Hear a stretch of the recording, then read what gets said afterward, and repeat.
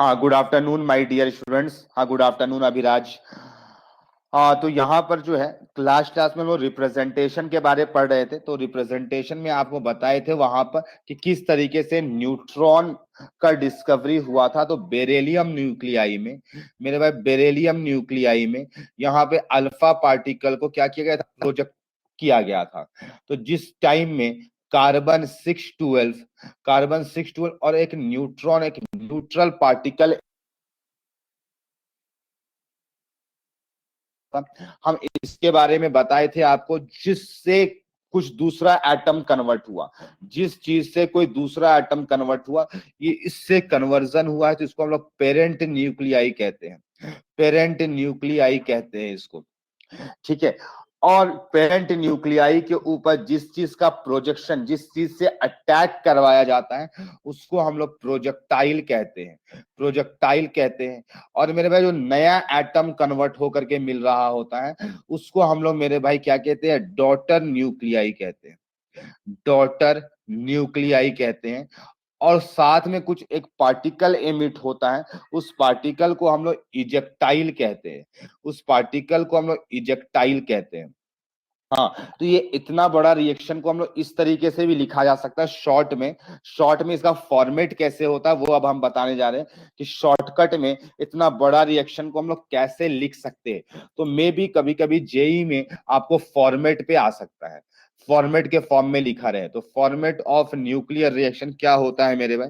तो सबसे पहले पेरेंट न्यूक्लियाई को लिखा जाता है। पेरेंट न्यूक्लियाई को लिखा जाता है मेरे भाई। उसके बाद मेरे भाई क्या लिखा जाता है? प्रोजेक्टाइल, ब्रैकेट के अंदर पे प्रोजेक्टाइल लिखा जाता है। और कॉमा देकर के इजेक्टाइल लिखा जाता है। कॉमा देकर के इजेक्टाइल लिखा जाता है। और उसके बाद फिर लास्ट में डॉटर न्यूक्लियाई लिखा जाता है। डॉटर न्यूक्लियाई लिखा जाता है मेरे। यानी कि हम ऐसा तुम्हें कहना चाहते हैं, जैसे इस रिएक्शन को कैसे लिख सकते हो, तो इसी रिएक्शन को ऐसे लिखा जा सकता है, बेरिलियम 49। हाँ, आपको एटॉमिक नंबर और मास नंबर बिल्कुल ये इसमें मेंशन करना पड़ेगा। यहाँ पे प्रोजेक्टाइल क्या हुआ मेरे भाई? तो यहाँ पे अल्फा लिख दो। हीलियम 2 को अल्फा भी कहते हैं।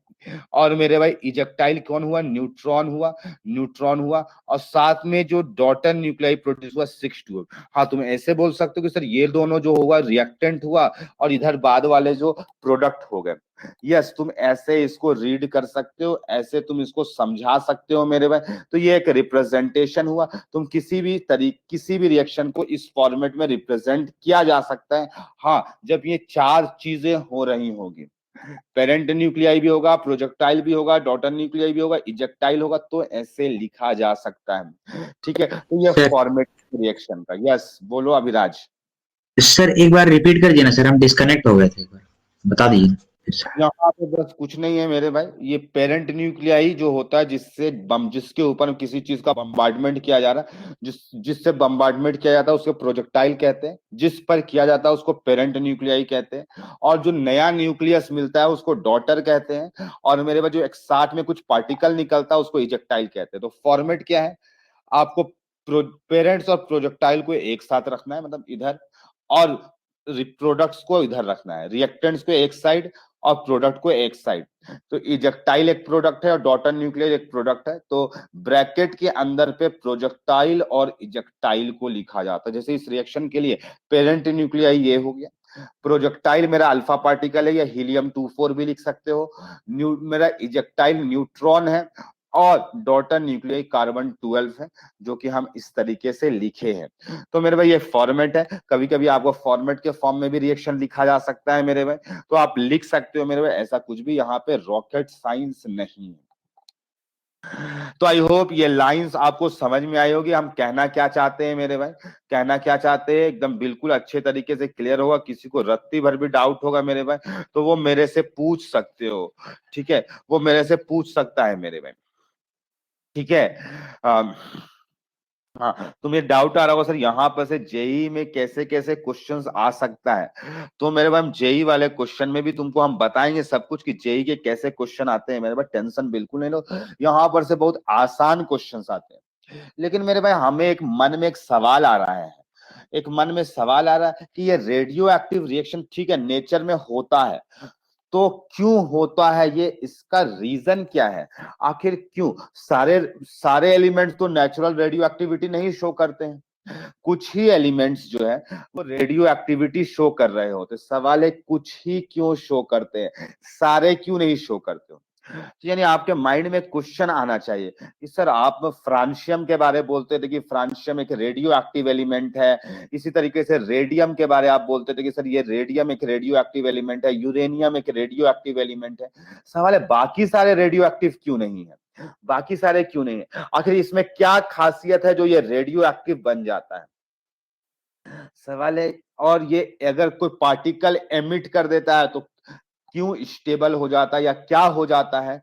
तो ये सारे बातों के पीछे में हम जानेंगे कि ये न्यूक्लियस जो होता है, कौन न्यूक्लियस, अगर अगर कोई न्यूक्लियस मेरे भाई दूसरे न्यूक्लियस में कन्वर्ट नहीं हो रहा है, इसका मतलब नेचुरल रेडियो एक्टिविटी नहीं शो कर रहा। तुमको सर नेचुरल रेडियो एक्टिविटी आप बार बार क्यों यूज कर रहे हो, आज सिर्फ रेडियो एक्टिविटी क्यों नहीं करते? तो आर्टिफिशियल में हम किसी के ऊपर में भी करा सकते हैं बम्बार्डमेंट, और वहां से कुछ पार्टिकल को एमिट कराया जा सकता है। तो इसीलिए हम आपके सामने में नेचुरल रेडियो एक्टिविटी यूज कर रहे हैं, क्योंकि आर्टिफिशियल तो कहीं भी करा सकते हैं हम। ठीक है, तो इस बात को समझिएगा।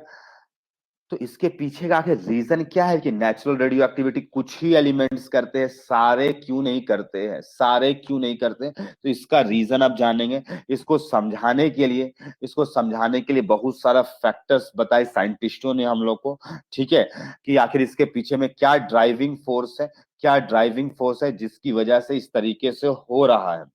तो मेरे भाई इसके लिए हम बात करने जा रहे हैं। हाँ, इस पे हम लोग बात करेंगे क्यों कोई न्यूक्लियस स्टेबल है और क्यों कोई स्टेबल नहीं है। तो theories of nuclear theories of nuclear stability, theories of nuclear stability. अच्छा, ये भी हम बता सकते हैं, यहाँ पे बहुत सारा थ्योरीज पढ़ेंगे। और हाँ, ऐसा नहीं है कि एक थ्योरी को दूसरे से मिक्स कर देना है, मेरे पास अलग अलग साइंटिस्टों ने अलग अलग ऑब्जर्वेशन पर दी है थ्योरी, ये सब बेस्ड ऑन ऑब्जर्वेशन है, ठीक है। और सबका नजरिया बिल्कुल अलग था, सबका देखने का सोचने का तरीका अलग था, इसलिए हर थ्योरी जो भी होगा यहाँ पे सारे एक दूसरे से इंडिपेंडेंट होंगे। हाँ, आपको सवाल बनाने टाइम में आपको कोई एक पार्टिकुलर थ्योरी से बनेगा, ऐसा नहीं कि एक ही साल में सारा थ्योरी को मिक्स कर दिए, तो मे भी वो सवाल तुम्हारा गलत भी हो सकता है। वो मोस्ट अप्रोप्रिएट थ्योरी आपको लगाना पड़ेगा। यस आयुष, ये भी केमिकल काइनेटिक्स जैसा है, पेशेंस रखो, सब कुछ दिखाई देगा आपको, ठीक है। तो मेरे भाई इसमें सबसे पहले जो थ्योरी आया इसका नाम है meson theory. Meson theory, meson theory, ठीक है। अच्छा, ये मेसोन थ्योरी जो ये चैप्टर नहीं है, सेम चैप्टर है बाबू, सेम चैप्टर है मीनाली, जो कल हम लोग पढ़ रहे थे लास्ट लास्ट में, उसके आगे का आज कंटिन्यू चल रहा है, उसी के आगे कंटिन्यूड है, ठीक है। ये मेरे भाई देने वाले साइंटिस्ट जो थे उनका नाम था यूकावा, गिवन बाय यूकावा। खैर, हमको साइंटिस्ट का नाम आपको एग्जाम में नहीं आएगा, ठीक है, तो ऐसा नहीं कि आप साइंटिस्ट का नाम याद करने लगे, ठीक है। तो मेरे भाई मेसोन थ्योरी जो है ये क्या होता है, इसके बारे में डिटेल में भी हम लोग समझेंगे। सबसे पहले ये सोचो कि ये सब न्यूक्लियस न्यूक्लियस क्यों स्टेबल होता है? आखिर ये न्यूक्लियस जो होते हैं मेरे भाई, इसके अंदर में बहुत सारे प्रोटॉन्स होते हैं। तो मेरे भाई देखो, सबसे पहले अगर जाने हम, तो न्यूक्लियस है, तो न्यूक्लियस के अंदर में प्रोटॉन्स होते हैं लार्ज नंबर पे, किसी में एक भी होता है, किसी में ज्यादा भी होता है। तो मेरे भाई इस प्रोटॉन प्रोटॉन के बीच पे रिपल्शन भी तो होगा, प्रोटॉन एंड प्रोटॉन के बीच पे क्या होगा, रिपल्शन भी तो लग रहा होगा। तो इस हिसाब से तो अनस्टेबल होना चाहिए, तो इससे तो अनस्टेबिलिटी बढ़ना चाहिए, तो ये तो अनस्टेबल होना चाहिए मेरे भाई। अगर रिपल्शन ज्यादा है मेरे भाई, तो ये तो अनस्टेबल होना चाहिए। लेकिन सवाल ये है कि फिर न्यूक्लियस कैसे स्टेबल होता है? हाँ, सवाल है कि इसीलिए मेरे भाई क्या होता है ना, न्यूक्लियस में अगर प्रोटॉन्स का नंबर बहुत ज्यादा हो जाता है, याद करो यूरेनियम, यूरेनियम में कुछ 92 प्रोटॉन्स होते हैं, वहीं अगर सोडियम का बात करें तो 11 प्रोटॉन्स होता है। तो जब नंबर ऑफ प्रोटॉन्स कम होते हैं ना, तो वहां पर रिपल्शन भी कम होता है, वहां पर रिपल्शन भी कम होता है, तो जिससे वो स्टेबल हो जाते हैं। लेकिन जैसे जैसे हम लोग नीचे जाते हैं पीरियोडिक टेबल में, नंबर ऑफ प्रोटॉन्स इंक्रीज करने लगता है, और अगर नंबर ऑफ प्रोटॉन्स इंक्रीज करेगा तो प्रोटॉन्स प्रोटॉन्स के बीच में रिपल्शन भी इंक्रीज करेगा, और ये रिपल्शन ज्यादा इंक्रीज कर जाने की वजह से न्यूक्लियस जो हो जाता है वो अनस्टेबल हो जाता है। न्यूक्लियस जो होता है वो क्या हो जाता है, अनस्टेबल होने लगता है, और ये दूसरे न्यूक्लियस में कन्वर्ट होने लगता है। ठीक है, ये दूसरे न्यूक्लियस में कन्वर्ट होने लगता है। लेकिन सवाल है कि मेरे भाई लार्जर वाला में तो चलो समझ में आ रहा है कि हाँ सर रिपल्शन होगा और वो दूसरे न्यूक्लियस में कन्वर्ट होगा, लेकिन क्या सर सोडियम में भी तो प्रोटॉन्स है ना, 11 प्रोटॉन्स तो है ना, वो उसके बीच में ना रिपल्शन तो लग ही रहा होगा, फिर वो क्यों स्टेबल है? ऐसा थोड़ी कि रिपल्शन नहीं होगा, रिपल्शन तो होगा, फिर वो क्यों स्टेबल है? तो मेरे भाई ये मेसोन थ्योरी में युकावा हम लोगों को क्या बताते हैं, युकावा बोलते हैं ये अब तुम इसको सोचना इमेजिनरी कॉन्सेप्ट है या रियल कॉन्सेप्ट है, ये तुम पर डिपेंड करता है किस तरीके से सोच सकते हो। बस हम तो तुमको एक्सप्लेन करेंगे इन्होंने क्या थ्योरी दी। हाँ, ये बेस्ड ऑन ऑब्जर्वेशन है, इसका अगर तुम कहोगे सर रियल एकदम क्या है रियलिटी, तो रियलिटी हम भी नहीं जानते हैं मेरे भाई, लेकिन जो थ्योरी दी है वो थोड़ा बहुत सही लगेगा आपको भी कि हाँ ऐसा हो सकता है मेरे भाई। तो चलो बात करते हैं थ्योरी के बारे में। तो मेरे भाई इन्होंने क्या कहा कि मेरे भाई जो न्यूक्लियस होता है, तो न्यूक्लियस के अंदर पे न्यूट्रॉन होता है, न्यूक्लियस के अंदर पे न्यूट्रॉन होता है, और ये कहते क्या है युकावा कि ये प्रोटॉन में कन्वर्ट हो जाता है, ये प्रोटॉन में कन्वर्ट हो जाता है।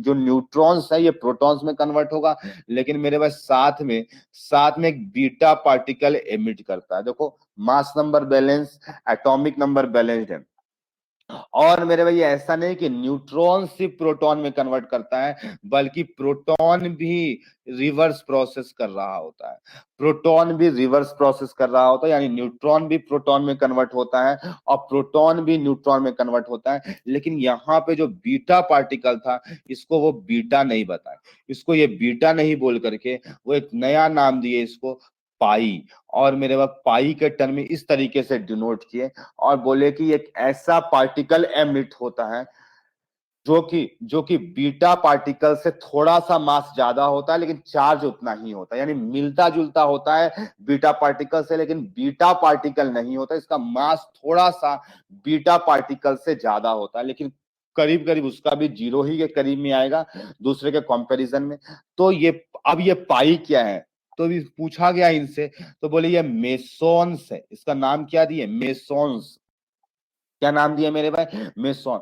और मेरे भाई ये निगेटिव चार्ज है, तो इसको और डिटेल में बताए कि ये निगेटिव मेसोन है, ये निगेटिव मेसोन है। ठीक है, तो ये इलेक्ट्रॉन के कंपैरिजन में बीटा पार्टिकल कंपैरेटिवली इसका मास थोड़ा ज्यादा होता है, लेकिन फिर भी अप्रोक्सीमेटली प्रोटॉन्स और न्यूट्रॉन्स के बेसिस पर जीरो हो जाता है। तो क्या बोलते हैं ये कि जो जो न्यूट्रॉन्स होता है वो प्रोटॉन्स में कन्वर्ट होता है, और मेरे भाई प्रोटॉन्स जो होता है वो न्यूट्रॉन्स में कन्वर्ट होता है। और केवल यही नहीं होता है मेरे भाई, इसका इसका और भी बहुत सारा प्रोसेस होता है, लाइक मेरे भाई प्रोटॉन जो है यहाँ पर न्यूट्रॉन में कन्वर्ट होते हैं, प्रोटॉन जो है न्यूट्रॉन में कन्वर्ट होते हैं, और साथ में मेरे भाई एक पॉजिटिव मेसोन प्रोड्यूस करते हैं, साथ में एक पॉजिटिव मेसोन प्रोड्यूस करते हैं। ठीक है, ये पॉजिटिव मेसोन है, यानी ये इनका कहना था कि कुछ मेसोन्स के जैसा कुछ पार्टिकल्स एमिट होता है जिसका मास थोड़ा हेवियर होता है इलेक्ट्रॉन से, या फिर आप बोल सकते हो बीटा पार्टिकल से।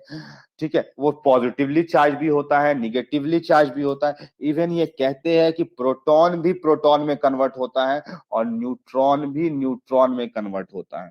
मेरे भाई ये कहते हैं कि प्रोटॉन भी प्रोटॉन में कन्वर्ट होता है, और वहां पे न्यूट्रल मेसोन निकलता है। मेरे भाई देखो क्या क्या कह रहे हैं ये, अब क्या रियलिटी है हमें भी नहीं पता, लेकिन ये बात इन्होंने कही। खैर ये बहुत ज्यादा यूजफुल थ्योरी नहीं है मेरे भाई, ऐसा नहीं कि ये बहुत ज्यादा यूज होगा, लेकिन एक कॉन्सेप्ट हमें समझाना है यहाँ पे, तो ये कहाँ से आया है वो बात हम समझा रहे हैं, ये भी न्यूट्रल मेसोन है। तो इन्होंने बस एक ही सर बात कहा कि रुक जाओ थोड़ा सा, आप इसमें एक ही बात कहा कि प्रोटॉन्स जो है वो न्यूट्रॉन में कन्वर्ट करता है, उसके दौरान कुछ एक पार्टिकल एमिट होती है मेरे भाई, प्रोटॉन प्रोटॉन में कन्वर्ट करता है, न्यूट्रॉन प्रोटॉन में, और उस दौरान में मेसॉन्स कुछ पार्टिकल्स एमिट करती है जिसका नाम दिए मेसॉन। सवाल है कि ये सब निकलने से क्या फायदा हो रहा है? तो मेरे भाई ये फायदा ये हो रहा है कि प्रोटॉन जो है प्रोटॉन में कन्वर्ट हुआ तो एक्सचेंज होता है। याद करो इसी टाइप का कुछ टर्म्स हम लोग पढ़े थे, एक्सचेंज एनर्जी और excitation energy atomic structure chapter में, जो हम बताए थे क्या होता है कि हाफ फील्ड का सिमेट्री और दूसरा मेरे भाई क्या बोलते हैं एक्सचेंज एनर्जी। तो मेरे भाई यहां पर भी क्या चीज आया कि यहां पर भी एक्सचेंज एनर्जी टाइप का टर्म्स आया। और मेरे भाई ये बार बार प्रोसेस, ये बहुत रैपिड प्रोसेस होता है कि प्रोटॉन प्रोटॉन में या प्रोटॉन न्यूट्रॉन में या न्यूट्रॉन प्रोटॉन में, बार बार ये वेरी वेरी रैपिड प्रोसेस होता है, बहुत फास्ट कन्वर्जन होता रहता है। और मेरे भाई इस एक्सचेंज की वजह से कुछ एनर्जी रिलीज होती है। और मेरे भाई आपको पता है एनर्जी किसी का कम हो जाता है तो उसका स्टेबिलिटी बढ़ जाता है, ये बात तो पता है ना मेरे भाई कि अगर किसी का एनर्जी डिक्रीज कर जाता है तो उसका क्या होता है स्टेबिलिटी इंक्रीज करता है। तो कुछ इस दौरान एक्सचेंज के दौरान एनर्जी रिलीज होती है और जिससे स्टेबिलिटी बढ़ जाती है। और मेरे भाई इस एक्सचेंज एनर्जी का नाम दिया गया न्यूक्लियर एनर्जी। इस एक्सचेंज एनर्जी का नाम दिया गया, इस एक्सचेंज फोर्स का नाम दिया गया न्यूक्लियर फोर्स नाम दिया गया। यानी मेरे अगर आप कभी सुने होंगे कि 4 टाइप का फंडामेंटल फोर्स होता है, जिसमें अगर हम तुमको बताएं 4 टाइप के कौन कौन होते हैं, तो एक ग्रेविटेशनल फोर्स एक फंडामेंटल फोर्स होता है। दूसरा इलेक्ट्रोस्टैटिक फोर्स जो होता है वो मेरे भाई Q1 Q2/r², ये भी एक फंडामेंटल फोर्स होता है। न्यूक्लियर फोर्स जो होता है वो भी एक फंडामेंटल फोर्स है। इन लोगों का कोई भी रीजन नहीं है मेरे भाई। ये पेन है तो ये पेन नीचे आ रहा है, ये पेन जो है ये पेन नीचे आ रहा है मेरे भाई, तो हम लोग बोलते हैं यहाँ पे कुछ ना कुछ अर्थ अट्रैक्शन लगा रहा है और उस फोर्स ऑफ अट्रैक्शन को ग्रेविटेशनल कहते हैं। लेकिन हम बोलेंगे दिखलाओ तो कैसे तुम फील लेते हो, तो इसका कोई एक्सप्लेनेशन नहीं है मेरे भाई। तुमसे पूछेंगे ग्रेविटेशनल फोर्स हमें तो नहीं दिखाई देता है, अगर ग्रेविटेशनल फोर्स लग रहा होता तो गैसेस मॉलिक्यूल नहीं फिर क्यों नीचे नहीं आते? तो क्या इसका कोई जवाब है? तो मेरे भैया फंडामेंटल फोर्स है, हम लोग समझने के लिए ऐसे प्रूफ कर देते हैं, देखो ये गिर रहा है, इसका मतलब कोई ना कोई फोर्स है। इसी तरीके से मेरे भाई न्यूक्लियस अगर स्टेबल है, वो प्रोटॉन्स को होल्ड करके रखा है, इसका मतलब वहां पर भी कोई ना कोई फोर्स है, और उस फोर्स का नाम देते हैं हम लोग न्यूक्लियर फोर्स। हाँ आयुष, अब तुम क्या कह रहे थे, बोल सकते हो।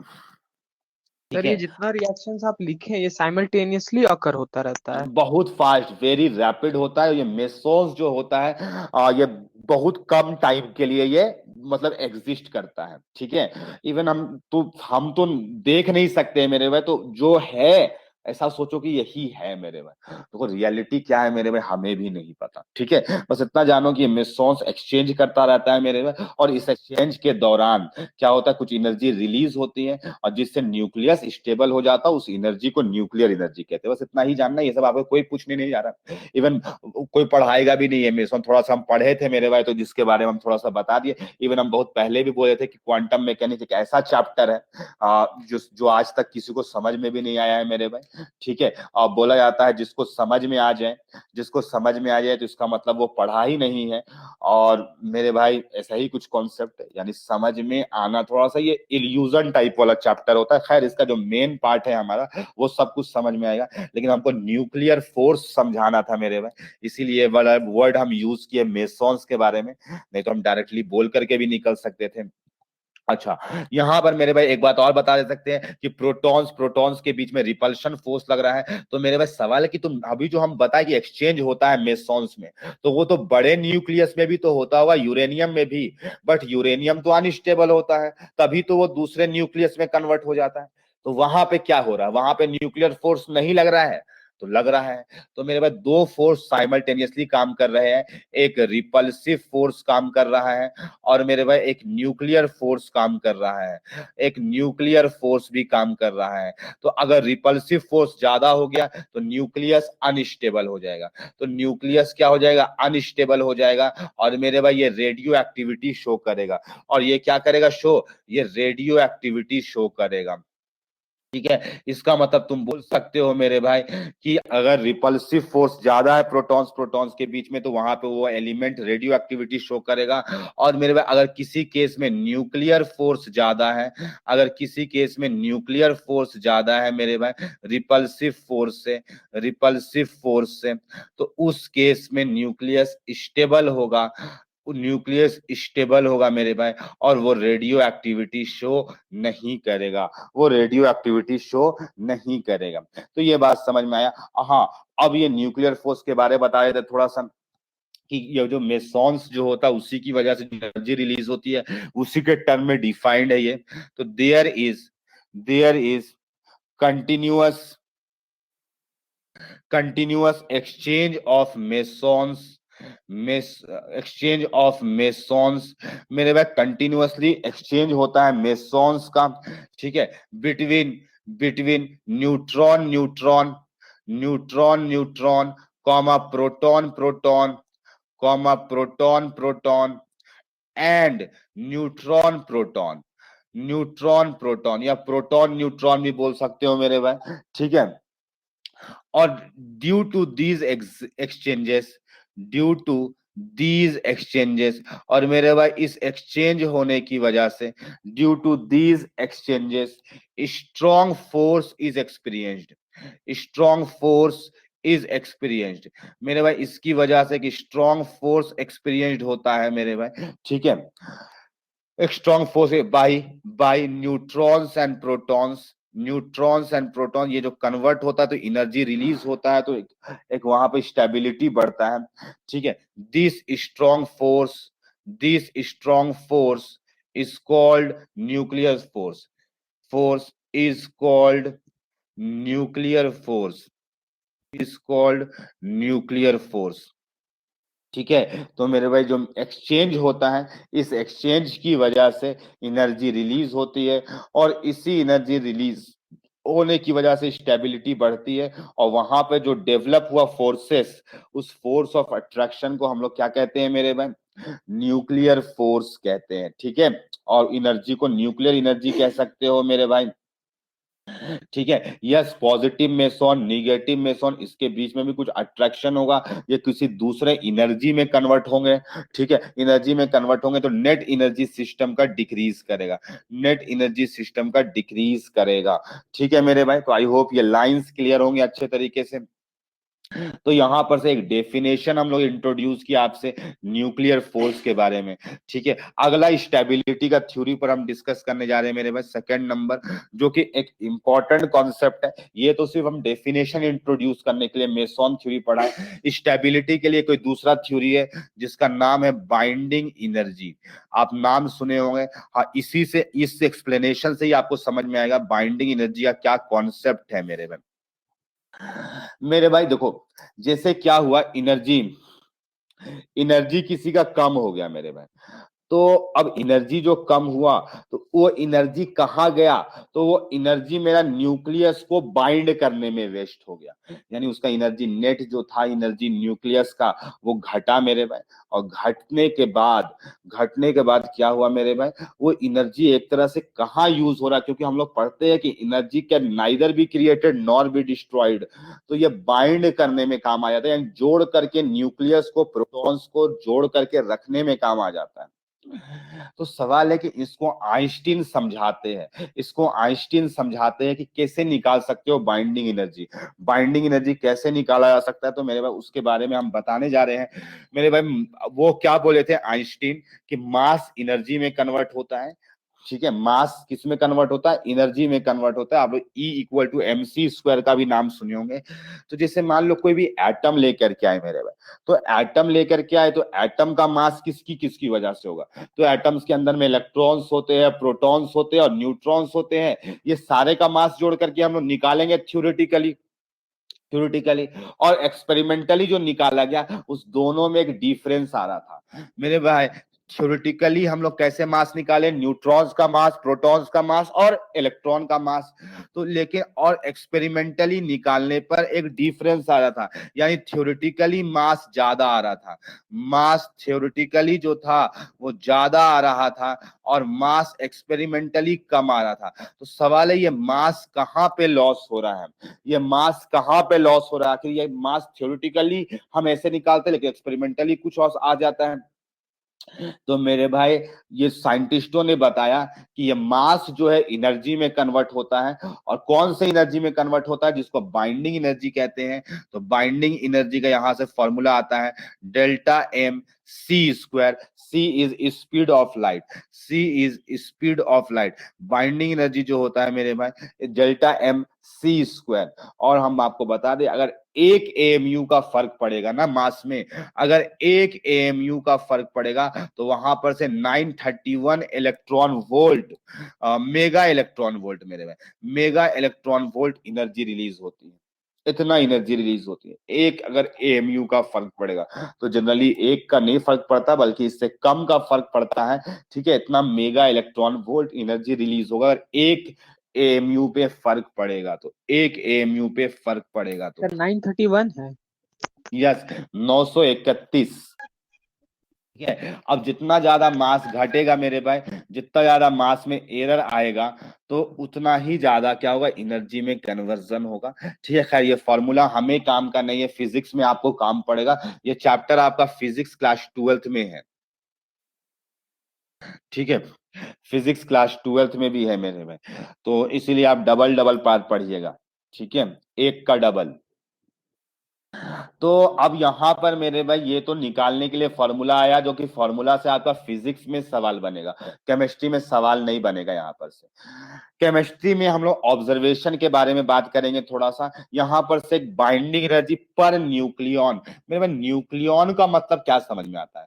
इतना तो पढ़ाई होगा, न्यूक्लियन, न्यूक्लियस, ये सब तो क्लास 9-10 में बताया ही जाता है। तो न्यूक्लियन का मतलब क्या समझते हो मेरे भाई? Nucleus plus proton. नहीं, proton plus neutron, nucleus plus नहीं बोलो, ठीक है। तो न्यूट्रॉन प्लस प्रोटॉन को जोड़ करके हम लोग क्या बोलते हैं, न्यूक्लियन बोलते हैं। तो मेरे पास पर न्यूक्लियन यानी एक न्यूक्लियन को, यानी एक प्रोटॉन और एक न्यूट्रॉन को जोड़ने के लिए कितना एनर्जी अवेलेबल है। मेरे पास जितना ज्यादा बाइंडिंग एनर्जी होगा, जितना ज्यादा उसको पकड़ करके रखेगा, उतना ज्यादा स्टेबल होगा। बोलो होगा कि नहीं होगा मेरे भाई? कि जिसका बाइंडिंग एनर्जी पर न्यूक्लियन, पर न्यूट्रॉन, पर प्रोटॉन को जोड़ करके रखने का टेंडेंसी जितना ज्यादा होगा मेरे भाई, तो उसका बाइंडिंग एनर्जी ज्यादा होगा। इसका मतलब वो स्टेबल भी होगा, इसका मतलब ये स्टेबल भी होगा। तो एक कर्व प्लॉट किया गया मेरे भाई, बाइंडिंग एनर्जी पर न्यूक्लियन और मास नंबर के वर्सेस, और यहाँ पे जो कर्व कुछ मिला मेरे भाई, ये इस टाइप से मिला, इस टाइप से कर्व मिला मेरे भाई। आपको बुक्स पे भी देखने को मिलेगा, कुछ इस टाइप से ऐसा कर्व देखने को मिला, इस टाइप से कर्व ऐसे देखने को मिला। यानी अचानक से मेरे भाई बाइंडिंग एनर्जी खूब बढ़ रहा है, स्टार्टिंग में बाइंडिंग एनर्जी इंक्रीज कर रहा है, यानी स्टेबिलिटी ऑफ एटम इंक्रीज कर रहा है, स्टेबिलिटी ऑफ एटम इंक्रीज कर रहा है। और हम आपको सच सच बताएं तो ये जो मैक्सिमम पीक आता है, ये इस केस में, बाइंडिंग एनर्जी वाले केस में आयरन के लिए आया था, जिसका मास नंबर 56 के अराउंड होता है, जिसका मास नंबर 56 के अराउंड होता है। तो मेरे भाई सोचो, तुम हमको बस इतना ही बताना कि ये लेफ्ट वाला क्या सोचता होगा, क्या सोचता होगा, उसका बाइंडिंग एनर्जी बढ़ जाए या घट जाए, क्या सोचता होगा, क्या सोच रहा होगा, बस इतना ही बोलो, क्या सोचता होगा? लेफ्ट वाला जो है, इसके लेफ्ट वाला क्या सोचता होगा? जो एटम्स होंगे वो क्या सोचता होगा? लेट से किसी का एटॉमिक नंबर 50 है, तो मेरे भाई वो 50 वाला क्या सोचता होगा कि हम Fe की तरफ मूव करें, बढ़ जाए, यस, बढ़ जाए, यस। वो सोचता होगा कि बाइंडिंग एनर्जी बढ़ जाए, इंक्रीज हो जाए, इंक्रीज हो जाए। तो मेरे भाई यहां पर उसका मास नंबर बढ़ा देते हैं। ऐसा सोचेंगे कि जो एलिमेंट है, अगर किसी तरीके से उसका मास नंबर बढ़ा दिया जाए, तुमको सर मास नंबर कैसे बढ़ा सकते, बहुत सारा है मेरे भाई, अल्फा पार्टिकल, बीटा एमिशन, ये सब बहुत तरीके से मास नंबर बढ़ाया जा सकता है। तो अगर किसी तरीके से मास नंबर बढ़ा दे तो इसका मतलब उसका बाइंडिंग एनर्जी भी बढ़ सकता है, यानी लेफ्ट से राइट। और मेरे भाई इधर वाला सोचता होगा कि इधर वाला सोचता होगा कि मेरा मास नंबर डिक्रीज हो जाए। क्यों डिक्रीज हो जाए, अगर डिक्रीज होगा तो मेरा बाइंडिंग एनर्जी बढ़ जाएगा। तो मेरे भाई अगर मास नंबर इंक्रीज करना है किसी का तो उस प्रोसेस को आप लोग फ्यूजन कहते हैं, इस प्रोसेस को हम लोग फ्यूजन कहते हैं। और किसी का मास नंबर को डिक्रीज करना है तो उस प्रोसेस को हम लोग फिजन कहते हैं। ठीक है, तो आई होप आपको लाइन क्लियर होगा, फ्यूजन और फिजन। हाँ, ये तो कर्व एकदम डायरेक्टली इस टाइप से स्मूथ बना दिए, यहाँ पे बस थोड़ा सा टेढ़ा दिखलाया, ये हीलियम के लिए मेरे भाई। हीलियम आपको पता है बहुत स्टेबल होता है, इसीलिए इसका बाइंडिंग एनर्जी नॉर्मली बाकियों से थोड़ा सा ज्यादा हो जा रहा है। ठीक है, तो ये सब रीजन है मेरे भाई। तो इस तरीके से प्रोसेसेस होता है। तो इस ग्राफ के बेसिस पर आप बता सकते हैं, अगर किसी का एटॉमिक नंबर 56 है तो वो चाहता होगा कि मेरा मास नंबर बढ़ जाए, और किसी का मास नंबर अगर 56 से ज्यादा है तो वो सोचता होगा मेरा मास नंबर घट करके 56 समझ में आ जाए, मतलब आ जाए। तो इस वजह से क्या होगा, यहाँ पर मास नंबर बढ़ाने के लिए भी रेडियो एक्टिव रिएक्शंस होगा, मास नंबर घटाने के लिए भी रेडियो एक्टिव रिएक्शन होगा। तो मेरे भाई ये सारी बातें हैं तो आपको समझ में आ रही होगी। तो लिखो मेरे भाई, ए nucleus, a nucleus undergoes a nucleus undergoes radioactive disintegration, radioactive disintegration। मेरे भाई वो रेडियो एक्टिव डिसइंटीग्रेशन शो करता है to increase its binding energy पर न्यूक्लियन। मेरे भाई पर न्यूक्लियन वो बढ़ाने के लिए इस तरीके से काम करता है। तो आई होप ये लाइन जो कहे मेरे भाई वो तुम्हें समझ में आ रही होगी, जो हम कहना चाहते हैं। ये ग्राफ सब ऑब्जर्वेशन पर बेस्ड है, ऐसा नहीं कि ये केवल हम लोग थ्योरेटिकली बात कर सकते हैं, ये सब एक्सपेरिमेंटल डेटा के बेसिस पर बताया गया है। ये सब के सब एक्सपेरिमेंटल डेटा के बेसिस है मेरे भाई। तो आप बिल्कुल टेंशन नहीं लेंगे, ऐसा नहीं सोचेंगे सर कहाँ से आ जा रहा है। तो मेरे भाई ऐसा कुछ भी नहीं है, बस जो बताया गया आप उस पर ध्यान रखेंगे। ठीक है मेरे भाई, तो यहाँ पर से एक क्वेश्चन हम तुम्हें देना चाहेंगे। एग्जाम्पल ले लो मेरे भाई, तुम लोग बताना कि किसका स्टेबिलिटी ज्यादा होगा। मेरे भाई एक्स एक एलिमेंट है जिसका मास नंबर 10 है, एक एलिमेंट है जिसका मास नंबर 20 है, और एक एलिमेंट है जिसका मास नंबर 30 है।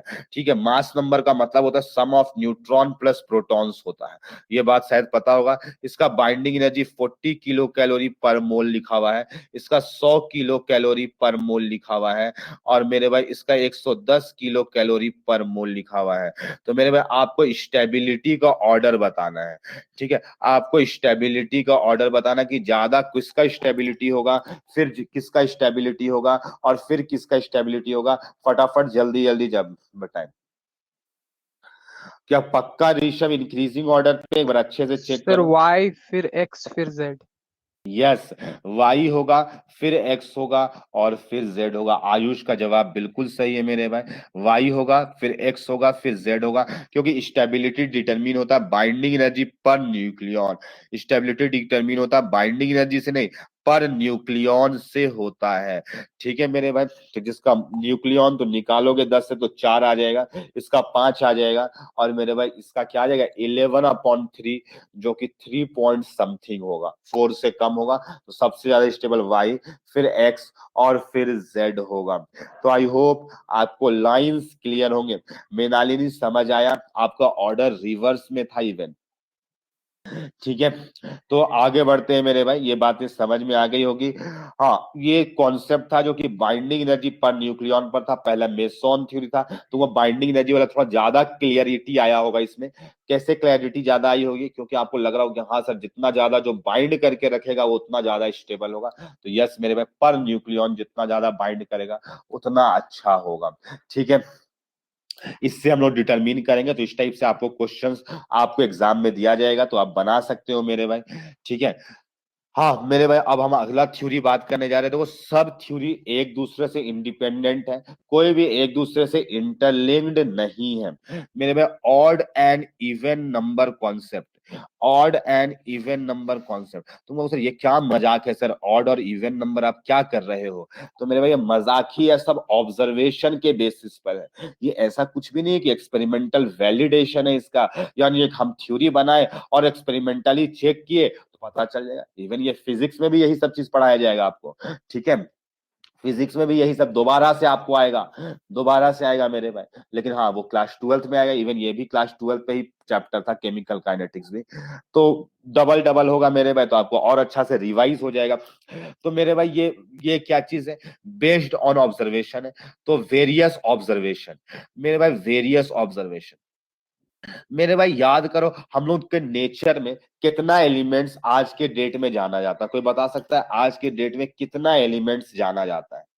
ठीक है, कोई एक रफ डेटा बताओ बेटे भाई।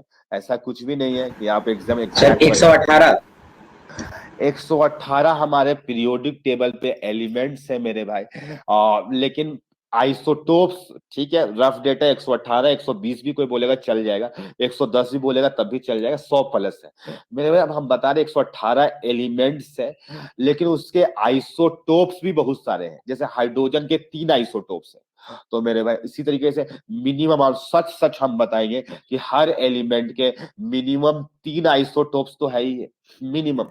और हम आपको बताना चाहिए स्टैनम के 40 आइसोटोप्स। ऐसे भी कुछ एलिमेंट्स है मेरे भाई, ऐसे भी कुछ एलिमेंट्स है जिसके 40 आइसोटोप्स भी है। अब तो वो सर क्या मजाक है सर, मिनिमम 3 तो है ही है सबके, लेकिन मेरे भाई स्टैनम के कुछ 20 आइसोटोप्स ऐसे हैं, 10 प्लस आइसोटोप्स ऐसे हैं जो कि स्टेबल होते हैं। उसके अलावा बहुत सारे स्टैनम के ऐसे आइसोटोप्स हैं जो अनस्टेबल होते हैं। तो इस तरीके से अराउंड जो है मेरे भाई, हम लोग को 1000 डिफरेंट एलिमेंट्स मिलेगा आपको। क्या कि अगर न्यूट्रॉन्स का नंबर वेरी कर गया तो न्यूक्लियस वेरी कर गया, मतलब एटम वेरी कर गया, तो अराउंड 1000 डिफरेंट एटम्स है मेरे में। तो एटम तो वेरी कर ही जाएगा, ठीक है। आप लोगों ने सही जवाब दिया 118। हम आइसोटोप्स को भी कंसिडर कर रहे हैं, क्योंकि अब हमको सब चीज कंसिडर करना पड़ेगा ना कि कौन सा आइसोटोप स्टेबल होगा। ऐसे जानते हैं मेरे भाई कि जो हाइड्रोजन का जो थर्ड आइसोटोप होता है ट्रिटियम, वो रेडियो एक्टिव डिसइंटीग्रेशन शो करता है। तो मेरे भाई तो सारे का ना रेफरेंस लेकर के ऑब्जर्वेशन किया जाएगा। तो मेरे भाई इस तरीके से हजारों एटम्स को कंसीडर किया गया और सबको देखा गया मेरे भाई, सबको निहारा गया कि कितना सारा स्टेबल है, कितना सारा अनस्टेबल है। जो जो स्टेबल थे उसके बारे में क्या निकाला गया कि मेरे भाई उसमें प्रोटॉन्स के नंबर कितने हैं, कितना न्यूट्रॉन्स के नंबर है, तो नंबर ऑफ न्यूट्रॉन्स कितने हैं, नंबर ऑफ प्रोटॉन्स कितने हैं, और मेरे भाई नंबर ऑफ प्रोटॉन्स कितने हैं, और वैसे वाले स्टेबल न्यूक्लियाई कितने हैं। मेरे भाई लेट से अगर हम पकड़ के लेकर के आए एक हाइड्रोजन को और हम H11 को देखे और बोले ये स्टेबल है, H12 को देखे तो ये देखे स्टेबल है, H13 को देखे यानी स्टेबल है। तो मेरे भाई इस तरीके से सारे हजारों एलिमेंट्स को देखा गया और देखने के बाद देखा गया कि अगर न्यूट्रॉन्स का नंबर इवन है और प्रोटॉन्स का नंबर इवन है तो अराउंड 1000 एलिमेंट्स में से 165 एलिमेंट जो थे वो स्टेबल थे। यानी अब तुम कहोगे इसका मतलब सर क्या हुआ? मेरे भाई सोचो कि 1000 एलिमेंट्स है, उसमें कुछ न्यूट्रॉन्स का नंबर इवन होगा, बहुत सारे में होगा, बहुत सारे में नहीं होगा, बहुत सारे में प्रोटॉन्स का नंबर भी और न्यूट्रॉन का नंबर दोनों इवन लाइक है। तो उसके number of stable nuclei, nucleus लिख दिया है मेरे भाई, न्यूक्लियाई जो थे 165 थे, 165 मेरे भाई। इसी तरीके से नंबर ऑफ न्यूट्रॉन इवन हो, नंबर ऑफ प्रोटॉन्स ऑड हो, तो जो स्टेबल न्यूक्लियाई था वो अराउंड 55 थे। एग्जैक्ट डेटा नहीं लिख रहे मेरे भाई। अब तुम बहुत सारे 165 था, 55, 56 नहीं हो सकता है ये, अरे मेरे भाई हो सकता है रफ डेटा लिख रहे हैं, ऐसा मत इसको सीरियसली मत, इसके अराउंड वैल्यूज होगा, हो सकता है 57 हो तो चलेगा मेरे भाई, वो समझाना है आपको। ऑड हो, इवन हो मेरे भाई, तो कुछ अराउंड 52 थे मेरे भाई, अराउंड लिख रहे, हो सकता है 53 होंगे, हो सकता है 51 होंगे, इस टाइप से। और मेरे भाई अगर अगर मेरे भाई अगर दोनों के दोनों ऑड हो जाए, अगर दोनों के दोनों ऑड हो गया तो नंबर ऑफ न्यूक्लियाई हमें स्टेबल बहुत कम देखने को मिल रहा था, 5। मेरे भाई तुमको डेटा क्या बता रहा है, हमें कुछ नहीं बुझा रहा, आप क्या क्या बोल के चले जा रहे हो, आप केमिस्ट्री पढ़ाते भी हो नहीं ढंग से। मेरे भाई रुको, समझाते हैं मेरे भाई क्या मतलब है, इसका मतलब क्या है। मेरे भाई एक न्यूक्लियस को पकड़ के लेकर आए, एक एटम को पकड़ के लेकर के आए, ठीक है, और मेरे भाई उसको निहारे तो हमको दिखाई दिया कि उसमें नंबर ऑफ न्यूट्रॉन्स भी इवन है और नंबर ऑफ प्रोटॉन्स भी इवन है। तो मेरे भाई तुम उसको क्या कहना चाहोगे, तुम उसको क्या कहना चाहोगे, उसको स्टेबल कहना चाहोगे या अनस्टेबल कहना चाहोगे, क्या लगता है तुम्हें क्या कहना चाहिए? मेरे भाई एक एटम को पकड़ करके लेकर के आए और उसको हम निहारे तो उसपे दिखाई दिया कि स्टेबल। इवन न्यूट्रॉन है, इवन प्रोटॉन है। तो यस, तुम उसको बोल पा रहे हो स्टेबल है, क्यों? क्योंकि पॉसिबिलिटी बता रहा है मेरे भाई कि आउट ऑफ अगर इवन इवन होता है तो उसका पॉसिबिलिटी स्टेबल होने का ज्यादा है, क्योंकि ज्यादा नंबर्स में पाए जा रहे स्टेबल। समझ आया? ये पॉसिबिलिटीज बता रहा है, ये ऐसा नहीं कि वो स्टेबल ही होगा, गारंटेड नहीं है स्टेबल होगा, लेकिन हम अगर उठा करके देखें तो हम बोल सकते हैं मेरे भाई कि उसका स्टेबिलिटी स्टेबल होने का चांसेस ज्यादा है। यस, प्रोबेबिलिटी पॉसिबिलिटी ज्यादा है। और मेरे भाई अगर किसी न्यूक्लियस को पकड़ करके लेकर के आए और उसमें ऑड नंबर ऑफ न्यूट्रॉन्स मिला, ऑड नंबर ऑफ प्रोटॉन्स मिला, तो इसका पॉसिबिलिटी ज्यादा है कि वो अनस्टेबल होगा, इसका पॉसिबिलिटी ज्यादा, लेकिन गारंटेड नहीं है कि अनस्टेबल ही होगा, स्टेबल भी तो हो सकता है मेरे भाई। हम ये पॉसिबिलिटीज बात कर रहे हैं। तो मेरे भाई दिस डेटा प्रोवाइड या दिस डेटा गिव्स पॉसिबिलिटी या प्रोबेबिलिटी ऑफ एन एटम, ठीक है, of an atom to find whether it is stable और अनस्टेबल। ठीक है, ये एक पॉसिबिलिटी बताता है, ये गारंटी नहीं देता है मेरे भाई। ये ऑब्जर्वेशन के बेसिस पर हम लोग ऐसे सोच सकते हैं कि इसका स्टेबिलिटी होने का चांसेस ज्यादा है, इसका अनस्टेबल होने का चांसेस ज्यादा, लेकिन गारंटीड नहीं है, प्रोबेबिलिटी 1 नहीं है मेरे भाई। ठीक है मेरे भाई, एक बार बताओ तो चैट में जो बातें हम कह रहे हैं वो तुम लोग के माइंड तक पहुंच पा रही है या नहीं? बस 2 लोगों को समझ आ रहा है। अच्छा, मीनालिनी को भी समझ आ रहा है, ठीक है, समझ आ रहा है मेरे, वेरी गुड, बहुत अच्छी बात है कि आप लोगों को समझ में आ रही है। हाँ, तो मेरे भाई ये हुआ, इसी में एक और भी मैजिक नंबर, जादू नंबर मेरे भाई, जादू वाले नंबर। अब देखो मेरे भाई, ये सब के सब ऑब्जर्वेशंस पर बेस्ड है और उस पर मैजिक नंबर्स बोल दिया गया। मेरे पास मैजिक नंबर कौन कौन से नंबर है, तो ये मेरे पास जो नंबर है उसको याद कर लो। ऐसा कुछ भी नहीं है मेरे पास कि नोबल गैस ये सब कुछ भी नहीं है। 50, 82, तो मेरे भाई ये कुछ नंबर्स है। अगर इस पे लाई कर जाए, इफ आइदर न्यूट्रॉन और प्रोटॉन, न्यूट्रॉन या proton lies in these numbers, then it is more stable, then its possibility लिख सकते हो मेरे भाई, then its probability लिख लो, possibility से अच्छा probability is more, उसका probability है more, then its probability for stable nuclei is more, उसका प्रोबेबिलिटी ज्यादा है। अगर मेरे पास दोनों मैजिक, इफ बोथ न्यूट्रॉन और प्रोटॉन लाई कर गया तो, अगर बोथ न्यूट्रॉन एंड प्रोटॉन लाई कर गया तो मैजिक आर मैजिक नंबर्स।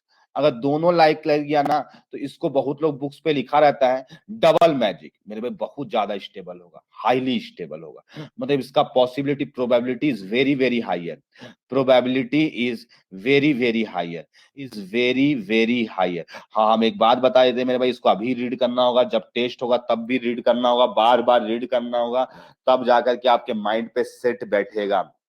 हाँ, यहाँ पे और हम बताना चाहेंगे मेरे भाई, ये एसएन के लिए, एसएन का होता है मेरे भाई ये एटॉमिक नंबर 50 होता है और पीबी का 82 होता है। और हम सच सच बताएंगे मेरे भाई, स्टैंड नंबर 10 से ज्यादा आइसोटोप्स स्टेबल होते हैं।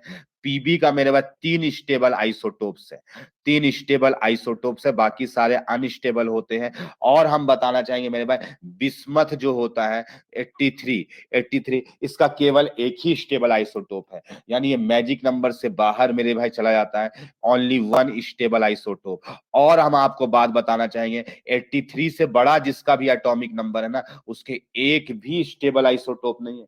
मेरे भाई सोचो, जैसे जैसे एटम्स का एटॉमिक नंबर बढ़ता है, प्रोटॉन्स प्रोटॉन्स के बीच में रिपल्शन बहुत बढ़ जाता है। तो अगर एटॉमिक नंबर 83 से किसी का बड़ा है तो उसके एक भी नेचर में स्टेबल आइसोटोप्स नहीं पाए जाते हैं, नहीं पाए जाते हैं मेरे भाई। सोचो, ऐसा है मेरे भाई। तो ये कुछ नंबर्स है जिससे हम बता सकते हैं, एक प्रोबेबिलिटी है मेरे भाई जिससे हम बता सकते हैं। एग्जैक्ट डेटा नहीं है हमारे पास में, और ना यहाँ पर कोई एग्जैक्ट थ्योरी है। अब तुम कहोगे सर केमिस्ट्री में तो कोई एग्जैक्ट थ्योरी नहीं होता है, तो मेरे भाई हम सच सच बताना चाहेंगे, ये आपको फिजिक्स में भी पढ़ना है, ठीक है। तो ग्रेटर देन 84 वाले मेरे भाई no stable isotope, no stable isotope मेरे भाई। अगर 84 है, 83 मेरे भाई, 83 से ज्यादा है किसी का भी, ठीक है, तो उसके एक भी स्टेबल आइसोटोप्स नहीं होते, इसका मतलब अनस्टेबल ही होता है। तो ये कुछ थ्योरी हमें आइडिया दे रहा है कि हम न्यूक्लियस को स्टेबल कह भी सकते हैं, नहीं भी कह सकते हैं, कब कहेंगे और कब नहीं कहेंगे, ये थ्योरीज हमें आइडिया बता रहा है, और इसके अलावा कुछ नहीं बता रहा है, एग्जैक्ट नहीं बता रहा है।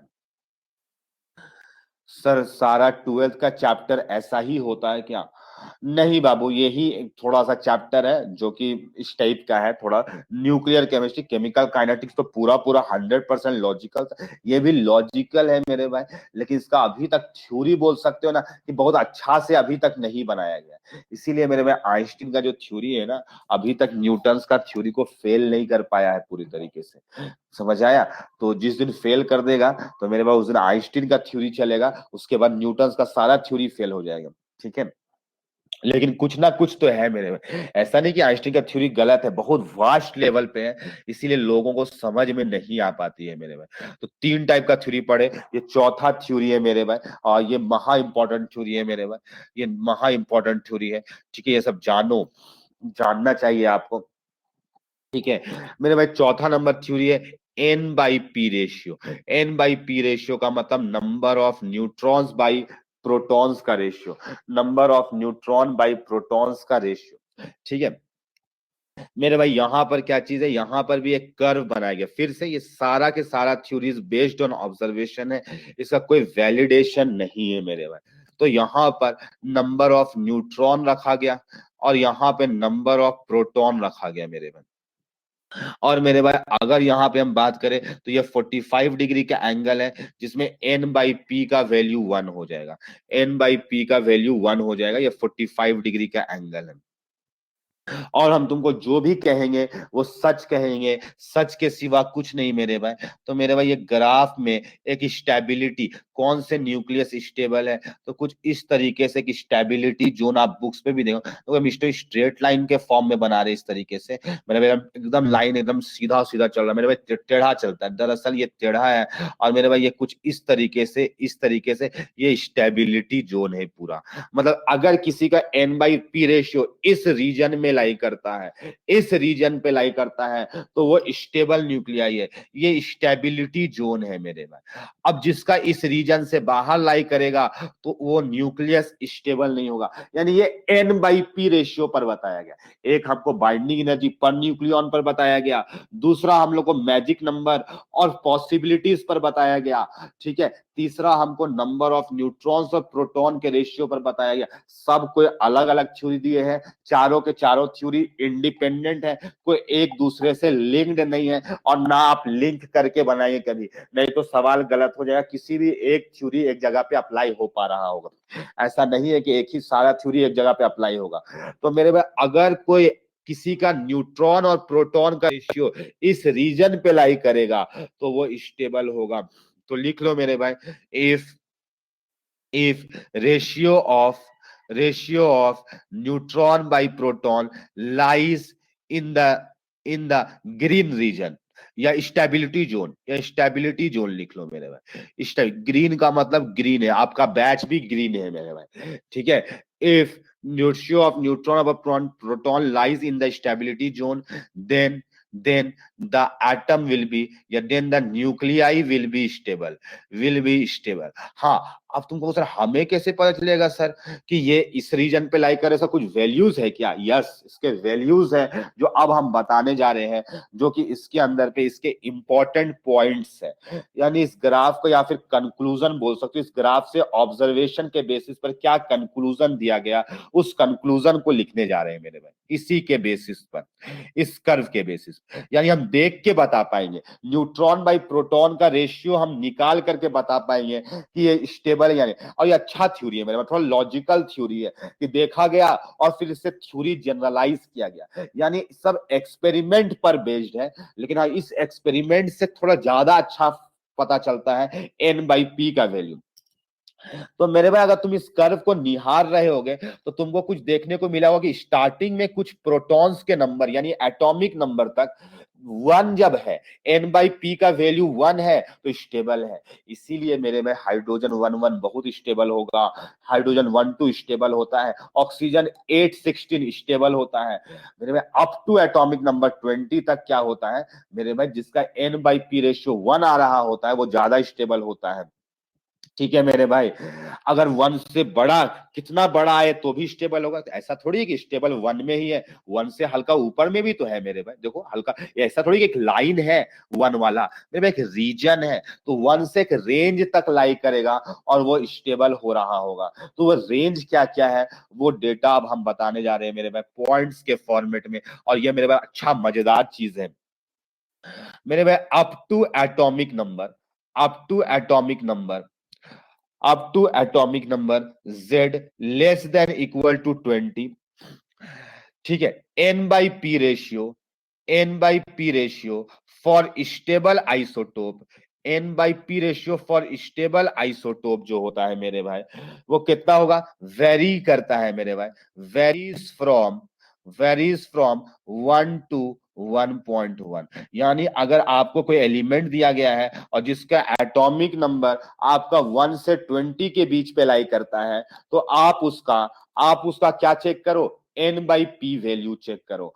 अगर ये 1 या 1.1 तक लाई करता है तो मेरे भाई वो न्यूक्लियस स्टेबल होगा। लेकिन यहीं पर अगर किसी का 1.1 से ज्यादा हो गया, लाइक कार्बन 14 का निकाल के देखो मेरे भाई, जिसका एटॉमिक नंबर 20 से कम है, ठीक है, 614 है, तो वहां पे n बाई पी रेशियो निकालो तो उसमें आपको दिखाई देगा कि वो 1.1 से बड़ा आ गया और वो अनस्टेबल होगा। तो मेरे भाई सही डेटा बताता है, यानी n बाई पी रेशियो अगर ग्रेटर देन 1.1 होगा, लेकिन यहाँ पे for Z greater less than equal to 20 तक के लिए, तो अगर ऐसा हुआ मेरे भाई तो इसका मतलब ये हुआ रेडियो एक्टिव, इसका मतलब ये हुआ रेडियो एक्टिव हो जाएगा। तो कार्बन 14 का निकाल के देखना, ट्रिटियम का निकाल के देखना, आपको दिखाई देगा कि ये 1.1 से एक्सीड हो रहा है। यानी ग्राफ में ऐसा ही कुछ है, ग्राफ में वैल्यूज थोड़ी ना देख रहे हैं हम लोग, तो हम उससे कंक्लूजन जो रिजल्ट आया है उसको हम लिख रहे हैं ताकि तुम में आ जाए मेरे भाई। ठीक है मेरे भाई, तो अब समझ में आया ये लाइंस। मेरे भाई अगला पॉइंट लिखने जा रहे हैं, पॉइंट नंबर 2। पॉइंट नंबर 2 मेरे भाई, अगर n बाई पी का वैल्यू, n बाई पी का वैल्यू लेस देन 1 है, अगर n बाई पी का वैल्यू लेस देन 1 है तो ये आइसोटोप पक्का पक्का रेडियो एक्टिव होगा, ये पक्का रेडियो एक्टिव होगा। कहे तुम देख लो, कभी भी 1 से कम नहीं होगा, ये ऑलवेज रेडियो एक्टिव होगा, except radio active always, except एक को छोड़ करके मेरे भाई, एक को छोड़ करके हाइड्रोजन 1 मेरे भाई, हाइड्रोजन 1 निकाल के देखना, इसका 0 आता है, 0 आता है, ये स्टेबल है। तो 1 को छोड़ करके बाकी सारे भी जो है, जिसका भी n बाई पी का वैल्यू 1 से कम आता है तो वो अनस्टेबल होता है। और मेरे भाई एबव, एबव ये तो हम लोग एक और थ्योरी दिया था, कौन सा थ्योरी दिया था मेरे भाई, आपको याद आ रहा होगा, z ग्रेटर देन 83, z अगर ग्रेटर देन 83 होगा मैजिक नंबर्स वाला, तो सारे के सारे ऑल आइसोटोप्स आर अनस्टेबल, चाहे कुछ भी उठा करके लेते हो, all isotopes are unstable, unstable होता है एंड आर रेडियो एक्टिव, और वो सारे के सारे रेडियो एक्टिव हो। ये तो ऑलरेडी हम जान रहे थे, बट फिर भी यहां से भी कंक्लूजन निकल कर आता है। ठीक है मेरे भाई, हाँ, स्टेबल न्यूक्लियाई के लिए मैक्सिमम कितना वैल्यू है, सवाल है, ऐसा थोड़ी है कि 1.1 तक ही है, कहीं और कुछ भी तो है। तो मैक्सिमम कितना वैल्यू है स्टेबल न्यूक्लियाई के लिए, तो मेरे भाई उस पॉइंट को लिख रहे हैं, इफ n बाई पी का वैल्यू, अगर n बाई पी का वैल्यू मेरे भाई 1 से बड़ा और 1.52, यानी मेरे भाई ये 1.52 और ये 1 मेरे भाई ये मिनिमम वैल्यू है और ये मैक्सिमम वैल्यू है स्टेबल होने के लिए। ये मैक्सिमम है, ये बेस्ड ऑन ग्राफ है, ये फॉर स्टेबिलिटी, फॉर स्टेबिलिटी मेरे भाई। अगर ये 1 से 1.52 तक लाई करता है तो उसका बहुत कम चांसेस है कि रेडियो एक्टिव होगा, ठीक है। हाँ, लेकिन इफ अगर n बाई पी का वैल्यू 1.52 से बड़ा हो गया तो ये खुले में रेडियो एक्टिव होगा, क्या है कि मैक्सिमम भी वैल्यू 1.52 है। तो ये लाइन से, इस कर्व से ये सारी बातें हमें सामने और सच्चाई मालूम होता है, ठीक है मेरे भाई, ठीक है।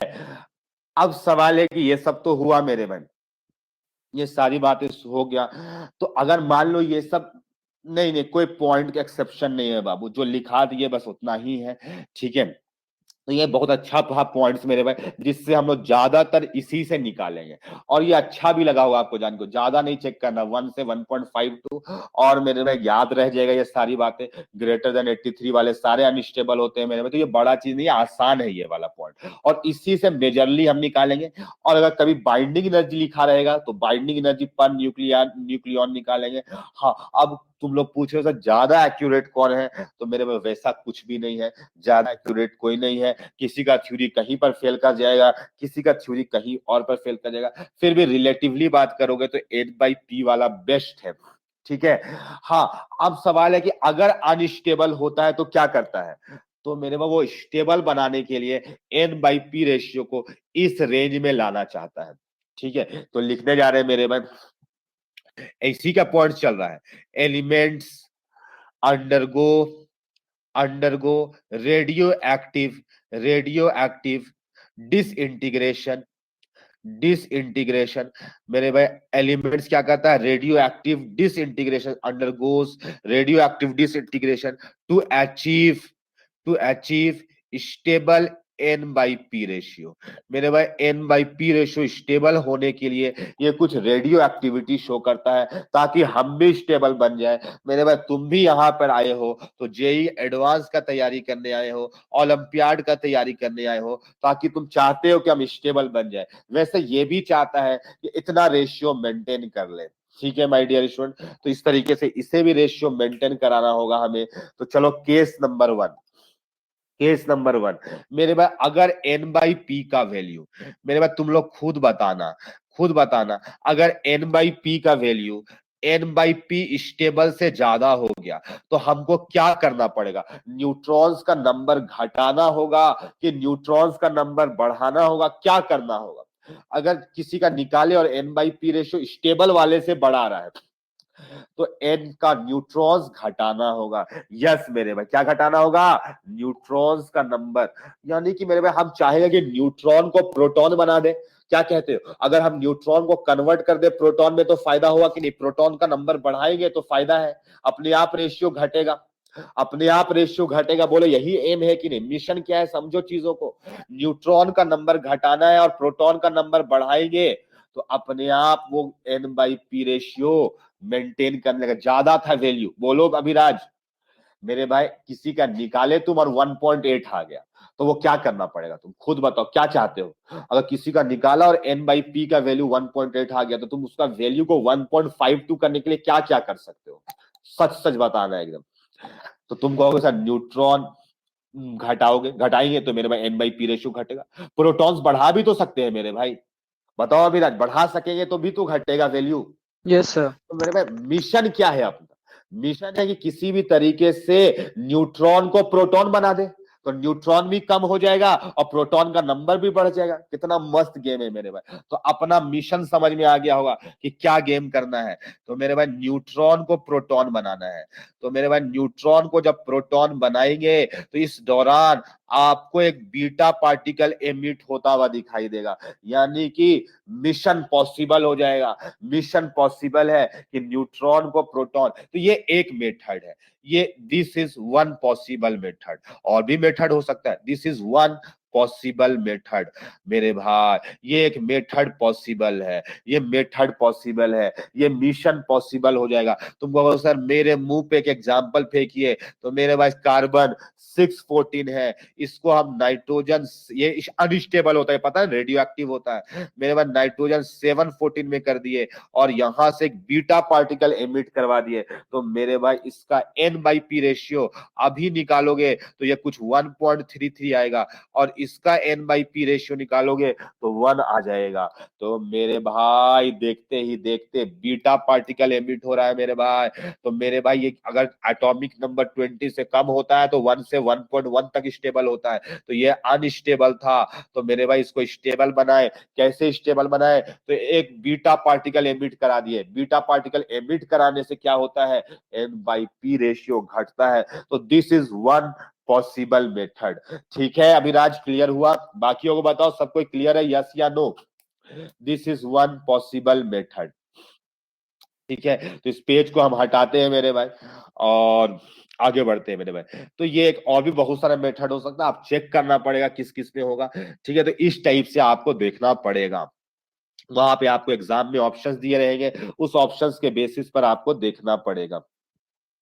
ठीक है मेरे भाई, अगला मेरे भाई, अगर ऐसा हुआ केस नंबर 2, केस नंबर 2 मेरे भाई, और भी पॉसिबल मेथड हो सकता है, हम कुछ पॉसिबल मेथड लिखे आपके सामने पे पुट किए मेरे भाई। अगर ऐसा हुआ कि एन अगर ज्यादा था N/P कैलकुलेट किए, और अगर N/P स्टेबल का ज्यादा है और कम आ जा रहा है, कम आ जा रहा है, ठीक है,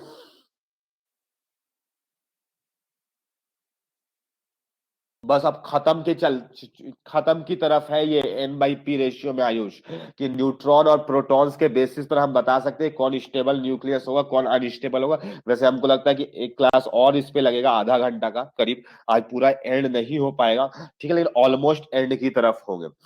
ठीक है, तो स्टेबल वाले का ज्यादा N/P और जो तुम्हारा कैलकुलेट करके आया है वो कम है, तो तुम वो क्या करना पड़ेगा मेरे भाई, इस केस में न्यूट्रॉन का नंबर बढ़ाना होगा, यस बढ़ाना होगा, और प्रोटॉन्स का नंबर घटाना होगा। तो मेरे भाई इसके लिए एक मेथड हम बताने जा रहे हैं, बाई पॉजिट्रॉन एमिशन। मेरे भाई पॉजिट्रॉन एमिट कराओ, तो पॉजिट्रॉन जब एमिट कराया जाता है मेरे भाई, पॉजिट्रॉन जब एमिशन कराया जाता है तो उस दौरान प्रोटॉन जो होता है न्यूट्रॉन में कन्वर्ट होता है। देखो यहाँ पे E+1 0, तो ये पॉजिट्रॉन एमिशन हुआ, तो यहाँ पे प्रोटॉन का नंबर घट गया, न्यूट्रॉन का नंबर बढ़ गया, न्यूट्रॉन का नंबर बढ़ गया। हाँ, तो इस टाइप से तुम कर सकते हो। एग्जाम्पल के तौर पे मेरे भाई मैग्नीशियम, मैग्नीशियम है 12, 12 मेरे भाई मैग्नीशियम 12 हो गया, और यहाँ पे 23 वाला लिया अगर आइसोटोप, तो यहाँ पे 11 23 बना दिए, और साथ में एक बीटा पार्टिकल एमिट कर दिए मेरे भाई। तो यहाँ पे देखो, तो ये एक प्रोसेस है जो कि स्टेबल बनाने का मेथड है। N/P रेशियो कम है, चेक कर लो, N/P रेशियो कम आ जाएगा यहाँ पर, ठीक है, 1 से कम आ जाएगा, तो ये अनस्टेबल है। इसका N/P रेशियो 1 से कम है, और इसका N/P रेशियो 1 से बड़ा आ जाएगा, तो ये स्टेबिलिटी बढ़ा। तो ये एक मेथड है जिसमें प्रोटॉन कन्वर्ट हो रहा होता है न्यूट्रॉन में। मेरे को इसको याद नहीं करना, एग्जाम में सीधा ऑप्शन रहेगा, उसमें टिक करना होगा, सिर्फ देख लो कि N/P रेशियो बढ़ रहा है कि घट रहा है, क्या करना था स्टेबिलिटी की। अगर 1 से कम है तो मेरे भाई 1 से बढ़ाना पड़ेगा, 1.52 से ज्यादा आ जा रहा है तो इसका मतलब उसको घटाना पड़ेगा। तो ऑप्शन देखो घट रहा है या बढ़ रहा है, ऐसे चेक करना पड़ेगा, या तो मेथड तुमको बता रहे हैं ये सब मेरे भाई। दूसरा नंबर मेरे भाई और मेथड है बाई बाई के इलेक्ट्रॉन कैप्चर।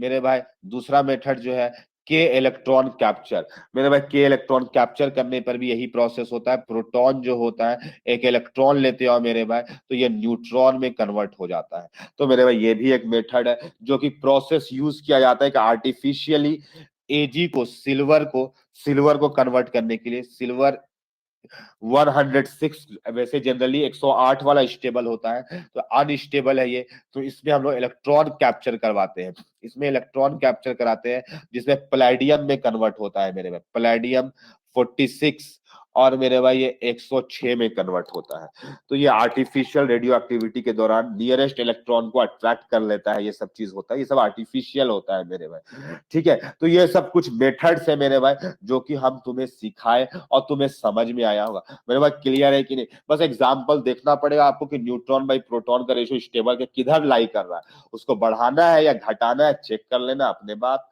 तुमको आंसर मिल जाए। ठीक है माय डियर स्टूडेंट, क्लियर है सबको? यस या नो? जल्दी से रिप्लाई करो। और मेरे भाई इससे के साथ ही अब हम लोग और आगे बढ़ते हैं, चैप्टर को आगे बढ़ाएंगे।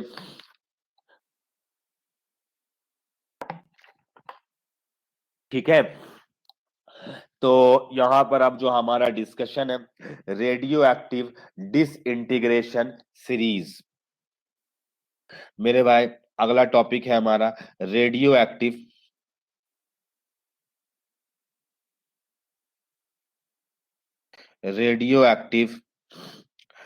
डिसइंटीग्रेशन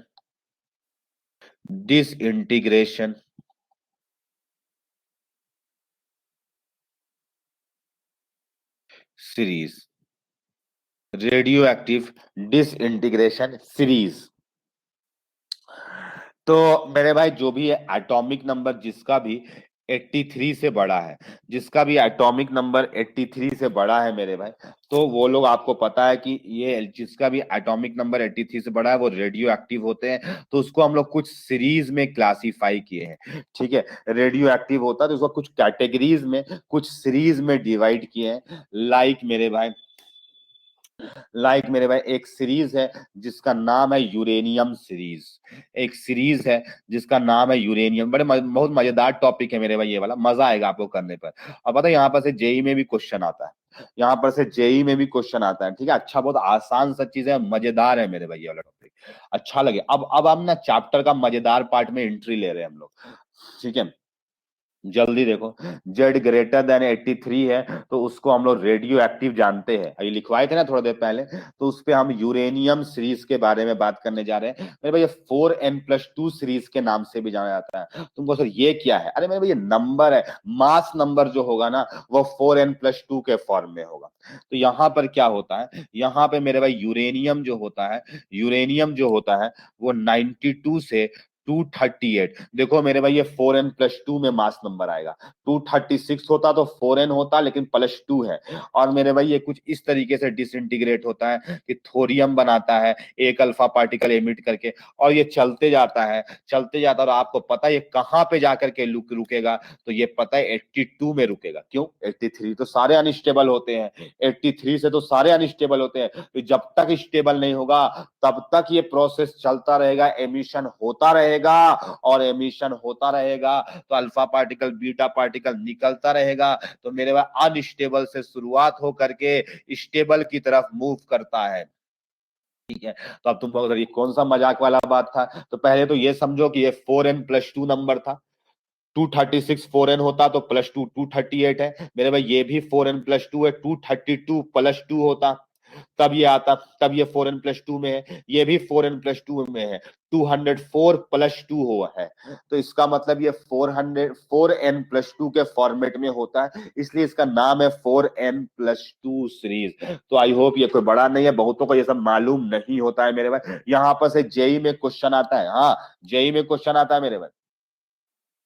अरे N is number, integer number मेरे भाई, ये सबसे क्वेश्चन आता है जेई में। तुम कहो सर यही सब आता है? मेरे भाई रुको, अभी क्वेश्चन बताते हैं क्या आएगा मेरे भाई। यहाँ पे क्वेश्चन किस तरीके से आएगा वो बताने जा रहे हैं मेरे भाई। क्वेश्चन लिखा रहेगा 92 238 जो है ये कन्वर्ट हुआ पीबी 82 206 में, 206 में। तो फाइंड करना है कितना alpha particle, find number of alpha and beta particle emitted.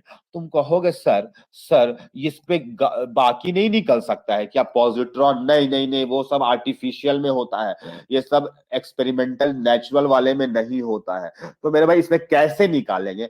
एक एग्जांपल हम कराएंगे मेरे भाई, उसके बाद तुम्हें बहुत सारा प्रश्न करने को देंगे, ठीक है। आपको अच्छा लगेगा मेरे भाई, तो इसका सॉल्यूशन देखना मेरे भाई। आपको हम वक्त आएगा तो सब कुछ देंगे करने को।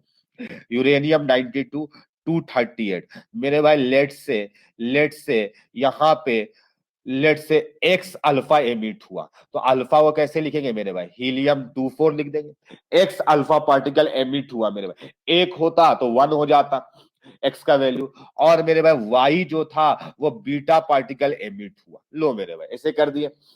अब क्या करना है मेरे भाई, ऊपर वाला बैलेंस होगा, नीचे वाला बैलेंस होगा, तो बैलेंस कर दो मेरे भाई।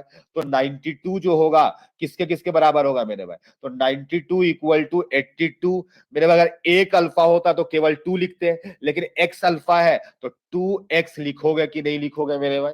और मेरे भाई वाई बीटा है तो माइनस वाई कर देगा, एक होता तो -1 होता, दो होता तो -2 होता, तो वाई होगा तो माइनस वाई हो जाएगा मेरे भाई। ये एक इक्वेशन बना, और मेरे भाई ऊपर वाला मास नंबर से एक इक्वेशन बनेगा जो कि 238 इक्वल टू 206 प्लस मेरे भाई प्लस यहाँ पे 4x हो जाएगा, क्या कि इसका 4x और उसका 0 हो जाएगा। तो यहां से x का वैल्यू निकालो मेरे भाई, तो 38 में से 6 माइनस करो तो 32/4 x का वैल्यू 8 आ 8 जाएगा, आएगा। और अब y का वैल्यू पुट कर दो मेरे भाई, तो यहां से 10 आ गया, 10 में 16 माइनस कर दो तो 6 आ जाएगा, दो वाई का वैल्यू 6। यानी इस केस में अगर हम बोलना चाहें तो इस दौरान मेरा 8 अल्फा और मेरे भाई 6 बीटा एमिट हुआ है। समझ आया कैसे करना है, मास नंबर बैलेंस किए, एटॉमिक नंबर बैलेंस किए, तो एक एग्जांपल हमें तुम सिखा दिए। ये सब 4n+2 फॉर्मेट में था,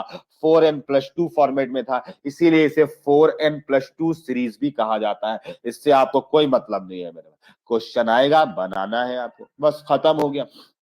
क्लियर है, यस या नो, जल्दी जल्दी बताओ मेरे भाई। तो यूरेनियम सीरीज हम आपको सिखाए, ठीक है। अगला नंबर मेरे भाई, कोई कुछ बोल रहा है क्या, थोरियम सीरीज, थोरियम सीरीज मेरे भाई, ठीक है, इसका नाम है 4n सीरीज, ठीक है, 4n सीरीज, 4n सीरीज मेरे भाई, इसका मतलब इसमें 4n के फॉर्म में होगा। तो ये थोरियम से, ये यूरेनियम से शुरुआत होता है तो यूरेनियम सीरीज कहा जाता है। हाँ अनुष्का, आप देखना इस एग्जाम्पल को, आपको समझ में आ जाए, कोई यहाँ पे कोई बड़ा चीज नहीं, एग्जाम्पल भी सिखाएंगे हम आपको, ठीक है। तो थोरियम से स्टार्ट होता है, इसलिए नाम है इसका थोरियम सीरीज। तो मेरे भाई ये थोरियम, आपको पता है थोरियम का एटॉमिक नंबर 90 होगा, और ये 4n वाला सीरीज में होगा, तो 232 एक 4n फॉर्मेट में है, इसीलिए 4n में है। और मेरे भाई आपको भी पता है ये ऐसे रिएक्शन होते होते कहां पर पहुंचेगा, पीबी पर पहुंचेगा। कहां पे पहुंचेगा मेरे भाई, पीबी का 82, और ये 4n वाला फॉर्मेट में पहुंचेगा तो 208 में पहुंचेगा। तो हमको बताना है इस दौरान कितना अल्फा एमिट हुआ होगा, कितना बीटा एमिट हुआ होगा, तो जल्दी से बताओ मेरे भाई, जल्दी बताओ कितना अल्फा और कितना बीटा एमिट हुआ है, फटाफट बताओ इस पे।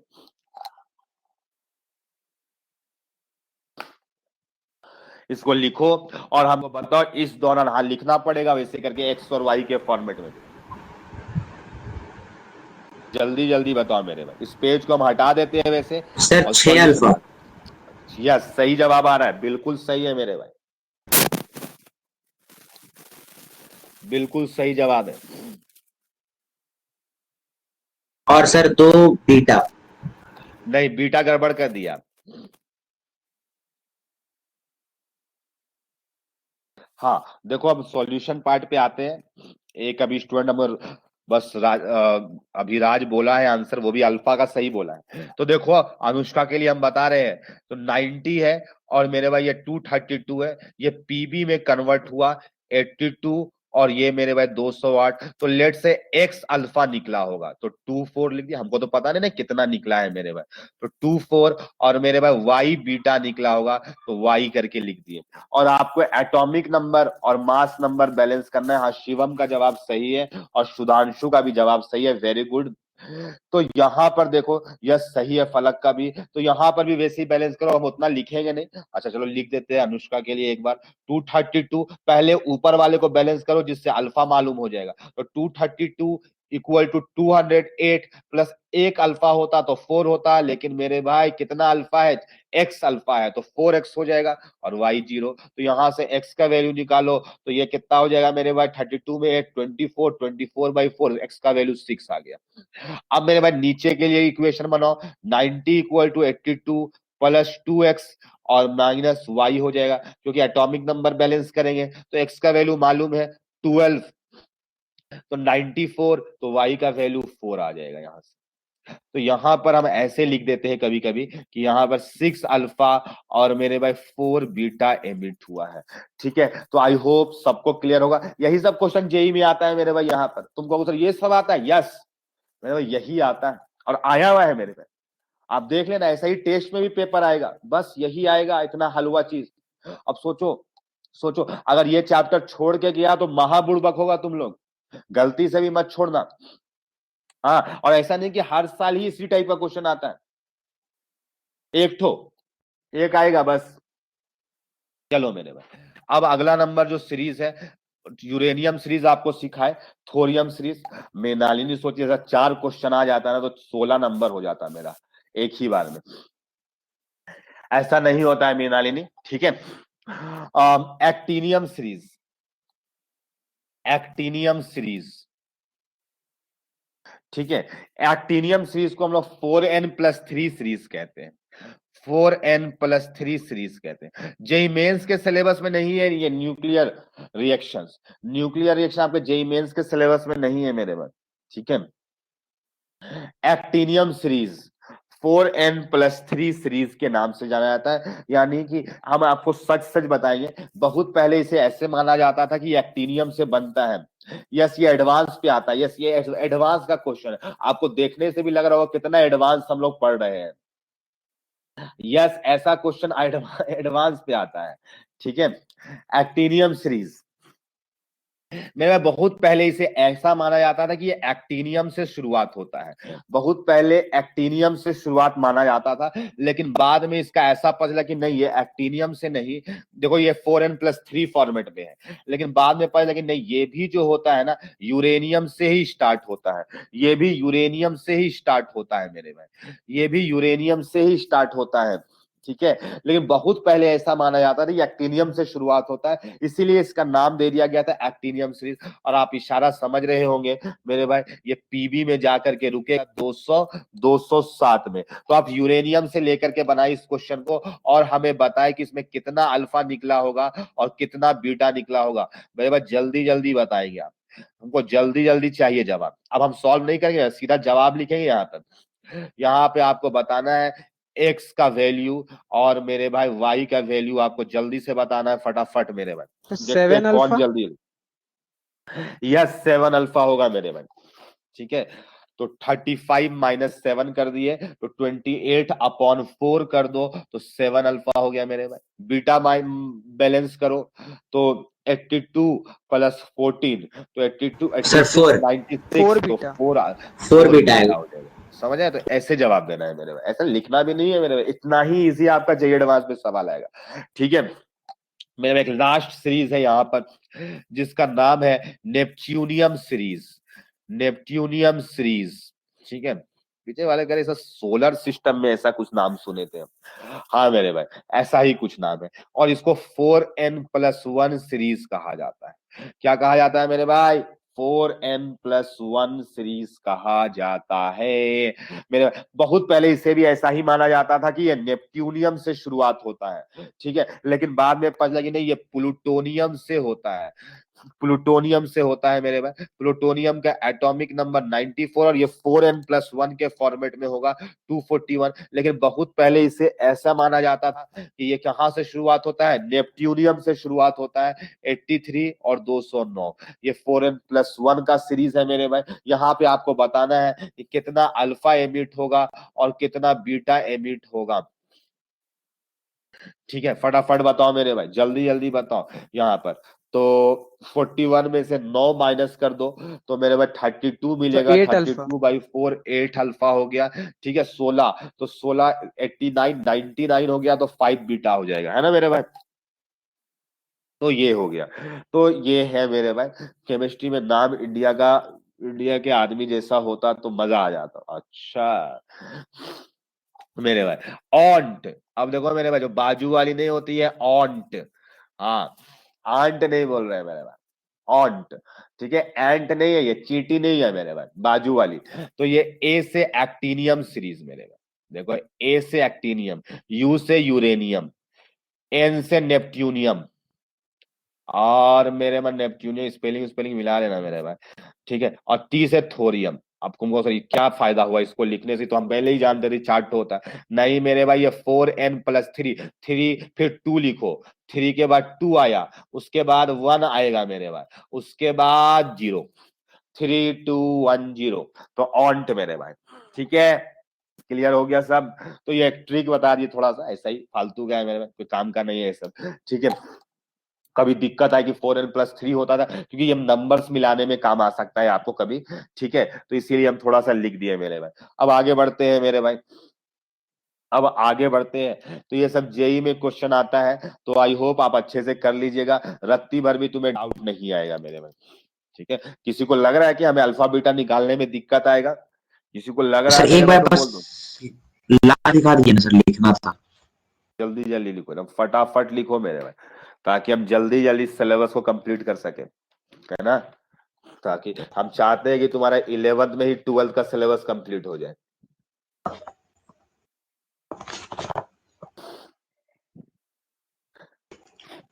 सर हो गया। नहीं फिर हम वैकेशन में नहीं, फिर एक दोबारा पढ़ाएंगे तुम लोगों को पूरा चैप्टर, ताकि तुम आईआईटी में रैंक 1 लेते हो मेरे भाई, ठीक है। न्यूक्लियर रिएक्शन, न्यूक्लियर रिएक्शंस,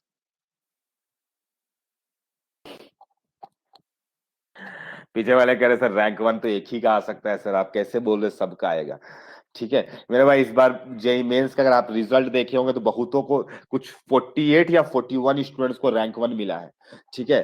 तो ऐसा हो सकता है कि आप सारे बच्चों को रैंक 1 मिल जाए, 31 रैंक 1, हाँ 31 ऐसा ही कुछ डेटा था, एग्जैक्टली डेटा याद नहीं था मेरे भाई, ठीक है, तो हमें लग रहा 41 है। तो ऐसा होगा कि आप लोग को सारे क्लास में सारे बच्चों को रैंक 1, सोचो हमें कितना खुशी मिलेगा, ठीक है। पीछे वाले कह रहे कि आपको लौटते नजर आएंगे बाहर के। मेरे भाई चलो अगला बात कर रहे हैं, मेरे भाई particle capture reaction, particle capture reaction, तो सर ये क्या होता है? अरे मेरे किसी पार्टिकल को कैप्चर कर लेना है, समझ में आया, किसी पार्टिकल को कैप्चर कर लेना है।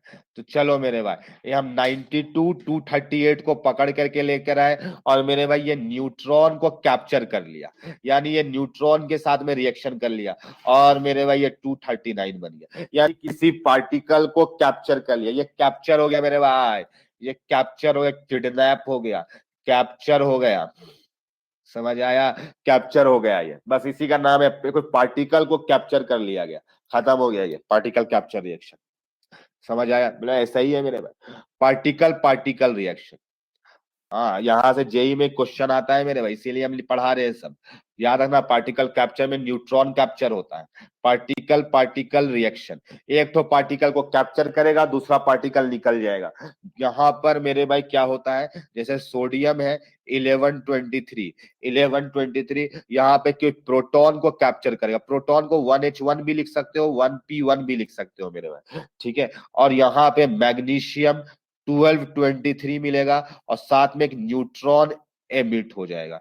तो एक पार्टिकल दूसरा पार्टिकल को जन्म दे रहा है, एक पार्टिकल दूसरे पार्टिकल को जन्म दे रहा है मेरे भाई, तो इसे हम लोग कहते हैं particle particle reaction, particle particle reaction कहते हैं मेरे भाई। जेई में यहां से क्वेश्चन आया था, और आगे भी आ सकता है मेरे पास, ज्यादा नया क्वेश्चन बनता ही नहीं है यहाँ पर से, इसीलिए आ सकता है। कैसे क्वेश्चन आया था मेरे पास जेई में, बोला था देखो बेटा यहाँ पे 1123 है, यहाँ पे एक तो प्रोटॉन कैप्चर हो गया, और यहाँ पे मैग्नीशियम 1223 है, जेई एडवांस में मेरे पास, और यहाँ पे डैश मारा हुआ था, बताओ ये कौन सा पार्टिकल एमिट होगा, मेरे भाई बच्चा बच्चा बना देगा। तो यहाँ पे आंसर क्या होता है, फिल इन द ब्लैंक्स में न्यूट्रॉन हो जाता, बस यही सवाल था। सोचो आईआईटी पूछता है मेरे भाई ऐसा क्वेश्चन, सोचो मजाक चल रहा है, हाँ मजाक है मेरे भाई, यही सब पूछ लेता है आईआईटी पे, यही सब आएगा यहाँ से। तुमको क्या लग रहा है न्यूक्लियर रिएक्शन में क्या आने वाला है, यही सब आएगा मेरे भाई। अब बताओ कोई पढ़ के नहीं भी जाएगा तब भी बनाएगा, हाँ सोच लो, ये है आईआईटी का लेवल। तुम लोग को आईआईटी डिफिकल्ट लगता है मेरे भाई, हलवा है आईआईटी। चलो स्पेलेशन रिएक्शन, स्पेलेशन रिएक्शन। ठीक है, स्पेलेशन मेरे भाई जैसे दिवाली के टाइम में मेरे भाई अनार देखो, अनार बम, जिससे क्या होता है मेरे भाई, एक साथ में बहुत सारा निकलता है पार्टिकल्स, देखे हो कि नहीं मेरे भाई? यस मेरे भाई, स्पेलेशन का मतलब वही होता है, एक साथ में खूब सारे पार्टिकल्स निकलना, एक साथ में खूब सारे पार्टिकल निकलना मेरे भाई, उसी को कहते हैं स्पेलेशन रिएक्शन। ठीक है, लार्ज नंबर पे निकलता है। तो मेरे पास जैसे कॉपर है, कॉपर 2963 में अगर हम लोग अल्फा पार्टिकल को अटैक करवा दिए, अल्फा पार्टिकल को, तो मेरे भाई यहाँ पे क्लोरीन 1737 पे, और साथ में मेरे भाई प्रोटॉन और न्यूट्रॉन एमिट होता है। प्रोटॉन और न्यूट्रॉन लार्ज नंबर पे होता है। कोई हमें को बताएगा कि इसमें प्रोटॉन का नंबर कितना होगा? प्रोटॉन का नंबर कितना होगा इस दौरान, कितना निकला होगा प्रोटॉन और कितना न्यूट्रॉन निकला होगा? कोई बताएगा हमें? ए, एक्स और वाई लिख दो मेरे में, एक्स और वाई का वैल्यू बताओ फटाफट, एक्स और वाई का बताओ मेरे भाई फटाफट, जल्दी जल्दी बताना है। ठीक है, जस्ट लाइक अनार, बहुत लार्ज नंबर में बहुत सारे एक साथ में पार्टिकल्स निकल रहे होते हैं, बहुत सारे पार्टिकल्स एक साथ निकल रहे होते हैं।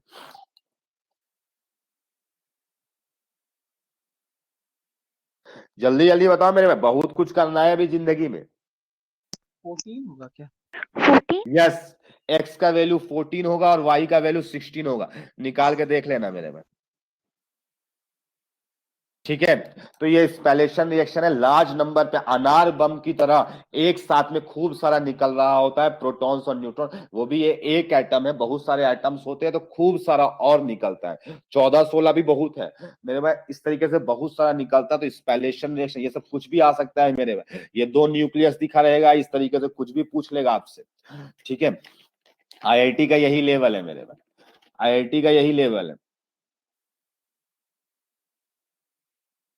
चलो मेरे भाई, अगला जो आईआईटी पे आया था, अगला रिएक्शन से, उस पर बात करने जा रहे हैं।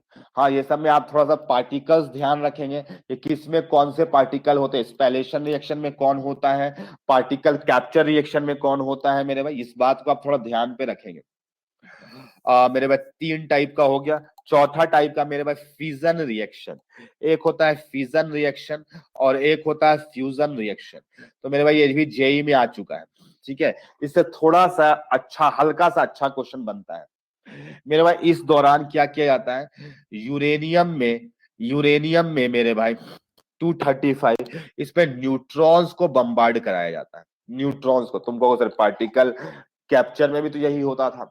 हाँ, लेकिन पार्टिकल कैप्चर होता था लेकिन निकलता कुछ नहीं था उसपे, सिर्फ कैप्चर होता था। यहाँ पे निकलता भी है मेरे भाई, यहाँ पे निकलता भी है। लाइक मेरे भाई ऐसा आपको देखने अलग अलग देखने को मिल सकता है मेरे भाई, 54, 139, साथ में स्ट्रोंशियम 38 मेरे भाई, और 95 निकलने को मिल सकता है मेरे भाई, और साथ पे आपको मिल सकता है न्यूट्रॉन्स। हाँ, यहाँ पे अगर कैलकुलेट करोगे तो 2 न्यूट्रॉन्स आएगा, या फिर ऐसा आपको देखने को मिल सकता है आयोडीन 53, 137 मेरे 137, और साथ में यूट्रियम 39, 97, और साथ में कुछ न्यूट्रॉन्स आपको दे, कुछ भी रिएक्शन हो सकता है, बस आपको ध्यान रखना है कि फिजन रिएक्शन में न्यूट्रॉन से अटैक कराया जाता है, इसमें अटैक विथ न्यूट्रॉन, ये बात आपको याद रखना है।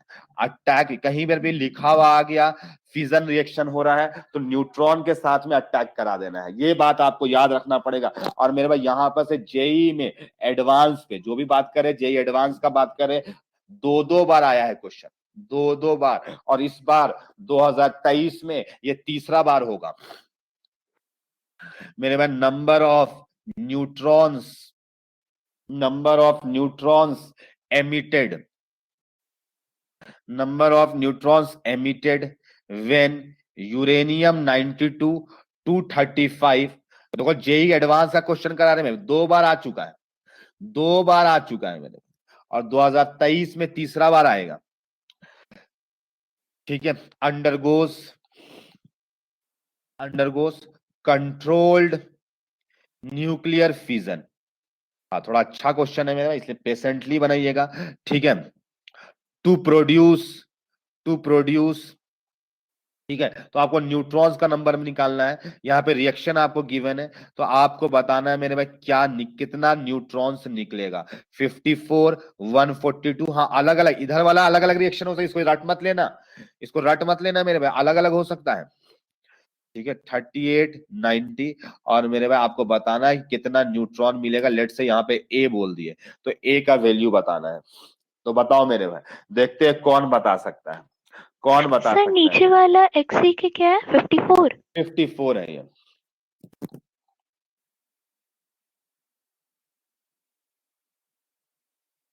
सर जीरो आ रहा है, पता नहीं क्यों।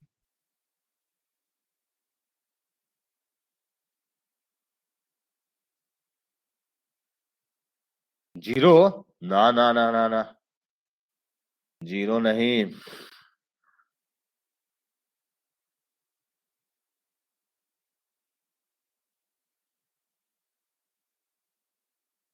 भी मेरे भाई यहीं पे आईआईटी में तुम लोग फंस जाते हो। मेरे भाई यहाँ पे लिखा हुआ फ्यूजन हो रहा है, इसका मतलब न्यूट्रॉन रिएक्टेंट से तुम गायब कर दिया। सबसे पहले यहीं पे गलती हो तो गई सर आईआईटी में। एक टाइम दीजिए। तो देखो अब तुम लोग आंसर बताने लगते हो, तो हमको लगता है कि अब बताना चाहिए। देखो बना रहा था, अभिराज दिमाग लगा लिया था। नहीं, 3 आंसर नहीं है, 4 होगा शायद इसका आंसर।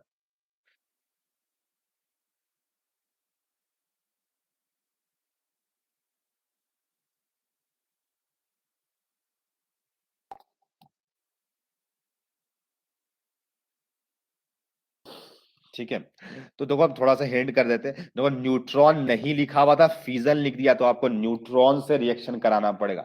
और एमिटेड पूछा है मेरे भाई, ये नहीं कि नेट नहीं पूछा है, नेट बताओ, नेट थोड़ी ना बताना है आपको, एमिटेड बताना है।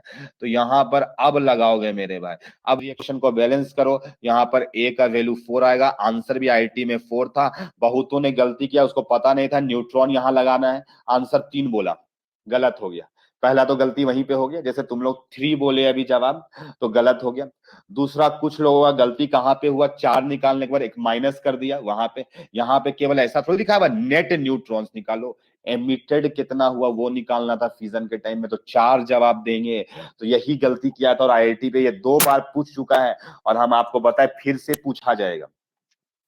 ठीक है, हाँ, ये इसी का दूसरा फॉर्मेट में पूछा जाएगा, यूरेनियम को हटा के थोरियम कर देगा वो। इतना ही चेंज हो सकता है, इसमें नया क्वेश्चन बन ही नहीं सकता है। तो पूछेगा क्या आईआईटी, ये दिक्कत यहाँ पे ये है आईआईटी को। इसीलिए मेरे भाई आसान पूछता है, बस फंसाएगा आपको यही छोटा सारा बात में। तो ये आपको मालूम होना चाहिए मेरे भाई। और लास्ट मेरे भाई, फ्यूजन रिएक्शन। अब तुम्हें लग रहा हो चैप्टर खत्म, नहीं मेरे भाई, अब तो चैप्टर शुरुआत होगा। ठीक है, रिएक्शन टेक्स प्लेस इन सन। मेरे भाई ये फ्यूजन जो रिएक्शन होता है ये सन में होता है। ठीक है, यहाँ पे क्या होता है मेरे भाई, हीलियम में कन्वर्ट होता है मेरे भाई, हीलियम में कन्वर्ट होता है। और इस दौरान कुछ पॉजिट्रॉन एमिट होते हैं, और पॉजिट्रॉन बताए थे हम एनर्जी में कन्वर्ट होते हैं। पॉजिट्रॉन जो होते हैं मेरे भाई एनर्जी में कन्वर्ट होते हैं। ठीक है, कैसे, न्यूट्रॉन के साथ में कंबाइंड होगा कि इस तरीके से सन से बहुत सारा एनर्जी रिलीज होता है, तो वहां पर सन में क्या होता है, फ्यूजन रिएक्शन हो रहा होता है, जिसमें हीलियम का खूब सारा प्रोडक्शन हो रहा होता है। तो ये तो बस केवल एक ही रिएक्शन है मेरे को, इसमें कोई नहीं है। तो क्वेश्चन आपसे या तो फ्यूजन में आएगा, या फिर स्पेलेशन रिएक्शन पे आ सकता है, या फिर जो सीरीज कराई यूरेनियम सीरीज ऑन्ट वाला, वहां से क्वेश्चन यहाँ पर से आ सकता है। N/P रेशियो पर क्वेश्चन आ सकता है। तो ये सारा कुछ टॉपिक्स है जहां से आपको क्वेश्चन दिया जाएगा मेरे भाई। मेरे भाई सिंस ये सब डिसइंटीग्रेट हो रहा है, ये एक पार्ट हम लोग का चैप्टर का एंड हो गया। अब लास्ट पार्ट में एंट्री ले लिए हैं, अब चैप्टर का लास्ट पार्ट में एंट्री ले लिए हैं। ठीक है, तो माय डियर स्टूडेंट्स, अब जो हमारा टॉपिक है वो अब बात करने जा रहे हैं कि ये सब डिसइंटीग्रेशन जो हो रहा है, तो किस स्पीड से होगा, किस स्पीड से होगा, और कितना टाइम लगेगा। जैसे अगर हम बताएं तुम्हें फ्रांशियम, मेरे भाई फ्रांशियम जो होता है वो 37 मिनट में आधा हो जाता है। यानी कि बोलने का मतलब ये है कि अभी तुम 1 kg अगर खरीद के लाओगे फ्रांशियम को, तो तुम 37 मिनट के बाद पाओगे कि ½ kg हो गया है। ऐसा गेम है मेरे भाई, ऐसा गेम है कि फ्रांशियम आधा मिलेगा तुम्हें, बड़ा दिक्कत है। समझ आया? तो ये ऐसा केस है। तो किस स्पीड से कोई 37 मिनट में हो रहा है, कोई 50 दिन में डिसइंटीग्रेट हो रहा है, तो सबका डिसइंटीग्रेट होने का रेट अलग है। कार्बन 14 का मेरे भाई 5,500 साल लगता है। कितना लगता है मेरे भाई? 5,500 साल लगता है। यूरेनियम को पीबी बनने में 10 का पावर बिलियंस ऑफ ईयर्स लग जाता है, आधा होने में। तो अलग अलग को अलग अलग स्पीड लगता है। तो मेरे भाई काइनेटिक्स चैप्टर के अंदर में यही तो पढ़ रहे थे, कौन सा रिएक्शन कितना स्पीड से होगा। यानी अब यहाँ पर रेडियो एक्टिव जो होगा ये कौन सा ऑर्डर फॉलो करता है। तो मेरे भाई जितने भी रेडियो एक्टिव रिएक्शंस होते हैं वो फर्स्ट ऑर्डर काइनेटिक्स को फॉलो करते हैं। तो यहाँ पर अब हमारा चैप्टर का जो डिस्कशन है, रेडियो एक्टिव डिसइंटीग्रेशन लॉ। ठीक है, जैसे फर्स्ट ऑर्डर काइनेटिक्स था उसी तरीके से disintegration law, radio active disintegration law.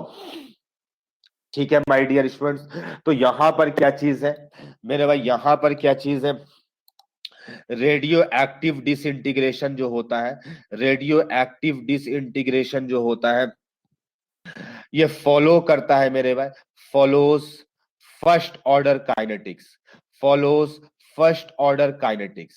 मेरे भाई रेडियो एक्टिव डिसइंटीग्रेशन जो होता है ये फर्स्ट ऑर्डर काइनेटिक्स को फॉलो करता है। ऑल जितने भी रेडियो एक्टिव रिएक्शंस होते हैं वो फर्स्ट ऑर्डर काइनेटिक्स ही फॉलो कर रहे होते हैं, इसके अलावा कोई दूसरा नहीं करते, ये मालूम चल चुका है।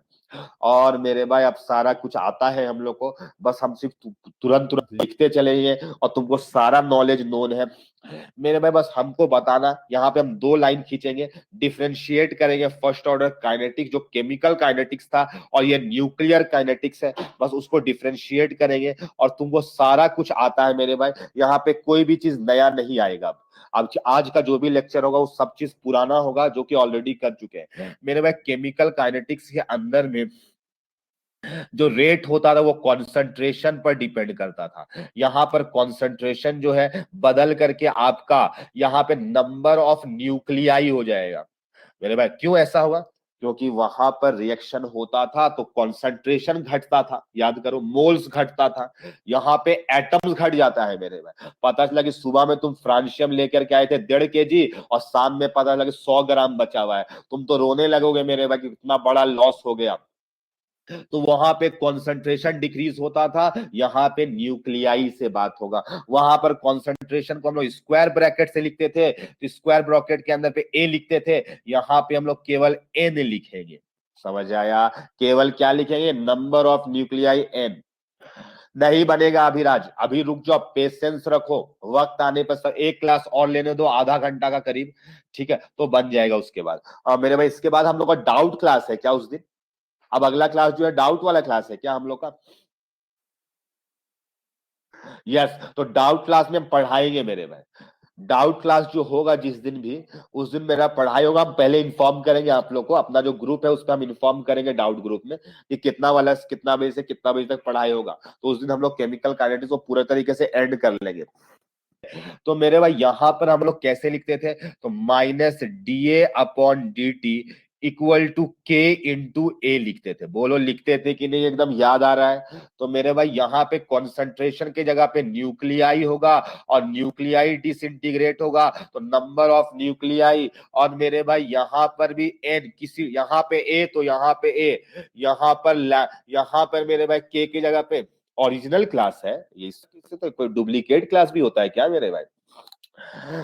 डाउट क्लास नहीं लगा है मेरे भाई इस वीक में मेरा? अरे भाई वाह, बड़ा दिक्कत है मेरे भाई। चलो ठीक है, अब जो हो मेरे भाई तो उसी में पढ़ाना होगा हमें, ठीक है। चलो ठीक है, बात करेंगे बाद में हम लोग को, ठीक है। अब जिस दिन भी हो उस दिन किया जाएगा, अब जो भी होगा, ठीक है। तो मेरे भाई ये के जो है, ये के यहाँ पे के नहीं लिखते हैं, लैम्डा लिखते हैं मेरे भाई। यहाँ पे के को हम लोग बोलते थे रेट कांस्टेंट, रेट कांस्टेंट बोलते थे। यहाँ पे लैम्डा को बोलते हैं डीके कांस्टेंट, यहाँ पे लैम्डा को बोलते हैं डीके कांस्टेंट। बस देखते जाओ मेरे भाई, यहाँ पे पॉइंट्स को देखते जाओ, सब कुछ सेम है मेरे भाई। यहाँ पे dA/dt, यहाँ पे dN/dt, यहाँ पे लैम्डा कर दिया, बुड़बक बना रहे सिर्फ तुमको, और कुछ नहीं किया जा रहा है मेरे भाई, ठीक है। रेट कांस्टेंट जो होता था, K only depends on temperature, depends on temperature, on temperature. मेरे भाई यहाँ पे एक अच्छा खासियत है कि लैम्डा इंडिपेंडेंट होता है टेम्परेचर के भी, और अच्छा बात है, और टेंशन नहीं है मेरे भाई। यानी कि जो हम लोग का आर्हेनियस इक्वेशन था वो भी गया, क्योंकि टेम्परेचर डिपेंडेंट ही बात है, तो शॉर्ट हो गया हम लोग का पढ़ाई। इंडिपेंडेंट ऑफ टेम्परेचर मेरे भाई, लैम्डा इंडिपेंडेंट होता है टेम्परेचर के। सोचो कितना फायदा है मेरे भाई, एक तो ऐसा ही चला गया मेरे भाई। यहाँ पे जब हम लोग पुट करके फॉर्मूला बनाते थे तो KT equal to L N A not upon A T था, ए नॉट अपॉन एटी आता था, बोलो आता था कि नहीं? तो यहाँ पे क्या आएगा, लैम्डा टी आएगा मेरे भाई। देखो लैम्डा टी आएगा, लैम्डा टी इक्वल टू क्या आएगा, L N A not upon N T, number of nucleus at initially और number of nucleus at time T. बोलो याद आ रहा है कि नहीं मेरे भाई? देखो पीछे से पूरा रिलेट कर रहे हैं, बिल्कुल यही इंटीग्रेशन होगा, कुछ नया नहीं मेरे भाई। जो पहले पढ़े हैं वही सब कुछ आएगा, कुछ भी नया नहीं आएगा मेरे भाई। और तुमको हम बताएंगे मेरे भाई, यहाँ पर अगर हमको निकालना होता था किसी भी टाइम में ए का कॉन्सेंट्रेशन, तो 80 इक्वल टू ऐसे लिखते थे, ए नॉट ई का पावर माइनस के टी लिखते थे। बोलो लिखते थे कि नहीं? तो यहाँ पे क्या लिखेंगे, number of nucleus at any time T, number of nucleus at any time T, A naught E का पावर माइनस लैम्डा टी। तुम के टी भी लिख दोगे तो भी कोई दिक्कत नहीं है मेरे भाई, समझ आ रहा है मेरे भाई? किसी को कोई दिक्कत तो नहीं ना हो रहा है? ऐसा नहीं कि बहुत अजीब टाइप का लग रहा है, सर क्या क्या बोल दे रहे हैं मेरे भाई। अगर इधर भी एवोगैड्रोस नंबर से डिवाइड दे दे, इधर भी एवोगैड्रोस नंबर से डिवाइड दे दे, तो किसी को कोई दिक्कत तो नहीं है, किसी को कोई आपत्ति? तो मेरे भाई मोल्स के टर्म में भी बात कर सकती है, ये मोल्स है, क्योंकि दोनों साइड में एवोगैड्रोस नंबर से डिवाइड दे देंगे, तो मेरे भाई मोल्स के टर्म में भी बात किया जा सकता है, मोल्स, मोल्स के टर्म में भी। वैसे यूज कम पड़ेगा, ठीक है, एवोगैड्रोस नंबर से डिवाइड दे रहे हैं। तुमको सर मोल्स, इसका मतलब मोल्स मालूम है तो मॉलिक्यूलर मास तो दोनों का सेम होगा, लेकिन एटम तो सेम होता है सर, वही एटम दूसरे में डिसइंटीग्रेट हो रहा है, तो क्यों ना वेट में भी लिख ले सर? यस मेरे भाई, wait at any time T equal to, क्या कि मॉलिक्यूलर मास से मल्टीप्लाई करोगे दोनों साइड में तो कैंसल आउट हो जाएगा, तो ये वेट के टर्म में भी हो गया। देखो मेरे भाई कितना आसान है, कितना आसान है, ठीक है मेरे भाई। अगला बात मेरे भाई, अगला बात मेरे भाई, देखो कितना आसान लग रहा होगा मेरे भाई। Number of moles of A consumed, A का कितना मोल्स या कॉन्सेंट्रेशन कंज्यूम्ड, कंज्यूम्ड मेरे भाई, कितना कॉन्सेंट्रेशन कंज्यूम्ड हुआ है। तो मेरे भाई ये कैसे निकालते थे? तो ऐसे निकालते थे, ए नॉट 1 - ई का पावर माइनस के टी। तो मेरे भाई यहां पे कैसे निकलेगा, number of nuclei disintegrated, number of nuclei disintegrated, बिल्कुल सेम है मेरे भाई। अगर वो मालूम है तो उसको रिलेट कर रहे हैं बस, इक्वल टू क्या हो जाएगा, ए नॉट 1 - ई का पावर माइनस लैम्डा टी हो जाएगा मेरे भाई। एकदम क्लियर होना चाहिए। हाँ एक बात बच गया, टी हाफ मेरे भाई, जगह है यहाँ पे? हाँ जगह है मेरे भाई, यहीं पे टी हाफ लिख दे, क्योंकि एक ही और बात करना है मेरे भाई, तो क्यों ना एक बात और कर ले यहाँ पे। टी हाफ जो होता था मेरे भाई वो कितना होता था यहाँ पर, 0.693 अपॉन के, तो यहाँ पर भी टी हाफ लिख लो मेरे भाई, छोटा सा 0.693 अपॉन लैम्डा हो जाएगा, ठीक है। तो टी हाफ का भी फॉर्मूला मालूम है तुम्हें मेरे भाई, यू नो एवरीथिंग, अब तुमको सब कुछ का मालूम है, तो देखते ही देखते तुम्हारा काम आधा हो गया मेरे भाई, देखते ही देखते आधा हो गया।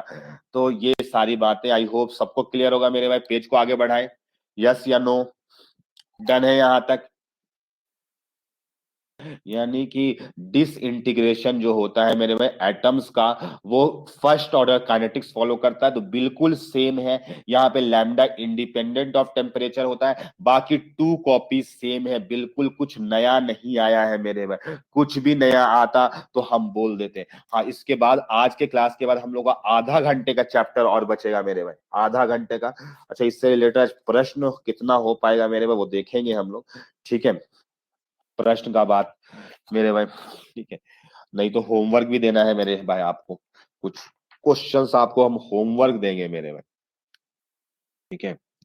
और वो होम डाउट क्लास तो है ही नहीं है मेरे भाई अपना, तो चलो हाँ मेरे भाई, चलो इससे पहले एक और बात बता दे आपको। रेट ऑफ रिएक्शन मेरे भाई, तो यहाँ पे रेट ऑफ डिसइंटीग्रेशन बात करते हैं। अब उतना नहीं लिखेंगे, दोनों में कंपेयर बहुत कर लिए मेरे भाई।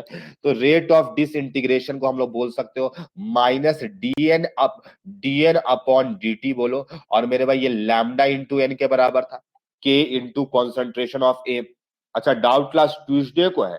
अच्छा, उससे पहले एक नॉर्मल क्लास लग गया है मेरे भाई, इस बार दिक्कत कर दिया गया है। अच्छा चलो ठीक है। Rate of disintegration lambda N. तो मेरे भाई इसी को रेट ऑफ डिसइंटीग्रेशन को कभी कभी एक्टिविटी भी बोला जाता है, यानी मेरे भाई एक्टिविटी वर्ड भी बोला जाता है। ठीक है, ठीक है, एक्टिविटी वर्ड भी बोला जाता है। अब चलो ये भी बात समझ में आ गया। यूनिट्स इसका क्या क्या होगा वो बात करेंगे मेरे भाई। ठीक है, यूनिट्स क्या क्या होगा उसके बारे में हम बात करने जा रहे हैं। ठीक है, तो ये यूनिट, नंबर का तो कोई यूनिट नहीं होता है मेरे भाई। नंबर का कभी सुने हो कि ऐसा कि यूनिट होता 1 2 का यूनिट लेस होता है? तो इसका यूनिट्स मेरे भाई बात करेंगे तो इसका यूनिट्स होता है टाइम इनवर्स। लेकिन पता है, आपको ही पता है कि टाइम इनवर्स बोलने में अच्छा नहीं लगता, इसीलिए हम लोग फ्रीक्वेंसी को हर्ट्ज बोल दिया करते थे। इसीलिए मेरे भाई इसी को बोल दिया जाता है डिसइंटीग्रेशन पर सेकेंड, डिसइंटीग्रेशन पर सेकेंड। ठीक है, और प्यार से इसे डीपीएस, पीछे वाले कह रहे सर अपना स्कूल का नाम आ रहा है। ठीक है, डीपीएस। हाँ, अब कभी कभी ये डीपीएस को भी कन्वर्ट करना होता है मेरे भाई। तो आप लोग मैडम क्यूरी का नाम सुने होंगे मेरे भाई। मैडम क्यूरी रेडियम का डिस्कवरी की थी। ठीक है, हाँ, 1 बिक्वेरल भी बोला जाता है इसी को, 1 डीपीएस, और शॉर्ट में प्यार से इसे बीक्यू भी बोला जाता है। आप मैडम क्यूरी का नाम सुने होंगे मेरे भाई, सब कोई स्टोरी पढ़ाया जाता है। तो 1 क्यूरी, उसी को रिस्पेक्ट देने के लिए, क्योंकि रेडियो एक्टिविटी का सबसे पहले स्टार्टिंग में इन्होंने ही बताया था। इसको शॉर्ट में सीआई लिखा जाता है। ठीक है, ये होता है वैल्यू 3.7 इंटू 10 का पावर 10 डीपीएस मेरे भाई। ठीक है, इतना कन्वर्ट वैसे जनरली नहीं आता है, लेकिन फिर भी जान लो मेरे भाई। ठीक है, वन रदरफोर्ड मेरे भाई आरडी, इसको भी रिस्पेक्ट देने के लिए नाम से दिया गया है मेरे भाई। इसका बराबर होता है 10 का पावर 7 डीपीएस। तो मेरे भाई ये कुछ यूनिट्स है जो कि आपको जानना चाहिए। तो अब हम तुम्हें कुछ प्रश्न देंगे जो फर्स्ट ऑर्डर काइनेटिक्स की तरह बनेगा, फर्स्ट ऑर्डर काइनेटिक्स की तरह बनेगा मेरे भाई। ठीक है, तो रेडी हो जाओ मेरे भाई प्रश्न लेने के लिए। एक बार जल्दी से फॉर्मूला को देख लो, और फिर हम तुम्हें कुछ प्रश्न तुम्हारे मुंह के ऊपर फेंकेंगे। ठीक है, और वो सारे प्रश्नों को तुम्हें बनाना है और खुशियां मनाना है मेरे भाई। ठीक है, रेडी है आप लोग? ठीक है,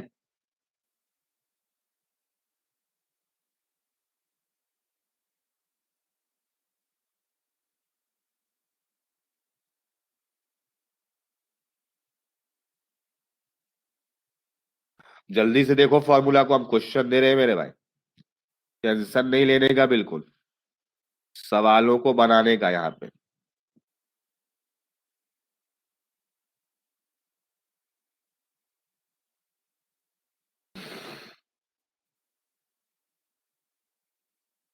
तो क्वेश्चन ले लो मेरे भाई। A radioactive sample, a radioactive sample had an had an initial activity of 56 dpm। ठीक है, 56 dpm full stop after 69.3 minutes. ठीक है, आफ्टर, ध्यान रखना है यहाँ पे, कभी कभी यूनिट्स में दिक्कत कर देगा आपको, इसलिए be alert. It was found, कोई जरूरी नहीं इसी क्वेश्चन में करे, लेकिन हम बता दिए आपको। It was found to have an activity of 28 DPM, disintegration per minute given है आपको। यानी एक्टिविटी का मतलब लैम्डा एन का वैल्यू गिवन है। लैम्डा एन का, तो लैम्डा का वैल्यू चेंज नहीं होता, तो लैम्डा लैम्डा कट जाएगा, तो एन नॉट और एन टी गिवन है, एन नॉट और एन टी गिवन है, लैम्डा लैम्डा कट जाएगा, क्योंकि एक्टिविटी का मतलब होता है lambda N. Find number of atoms in a sample in a sample having having an activity of 100 dpm। 100 dpm बनाओ क्वेश्चन को, फॉर्मूला लगाना है और ज्यादा कुछ दिमाग नहीं लगाना है मेरे में, बनाओ जल्दी से।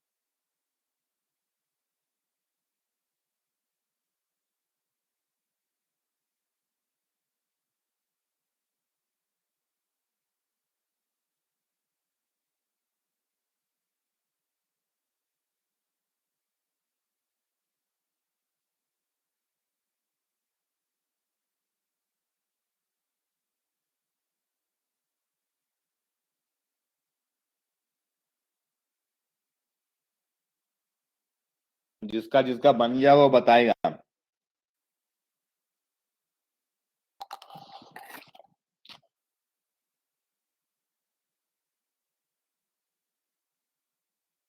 अप्रोच ले पा रहे हो, यस या नो?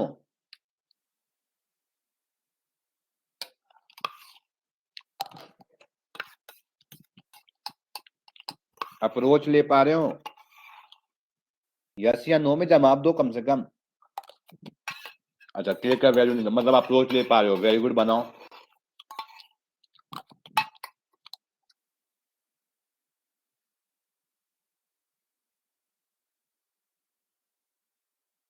जल्दी बनाओ मेरे भाई, एक ही क्वेश्चन हो पाएगा, ठीक है?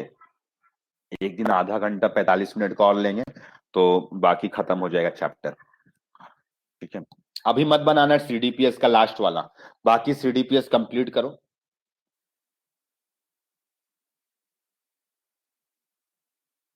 आज मेरे पे बहुत कम पढ़ाई हो पाया, 12 और 2 14 पेज हो पाएगा बस।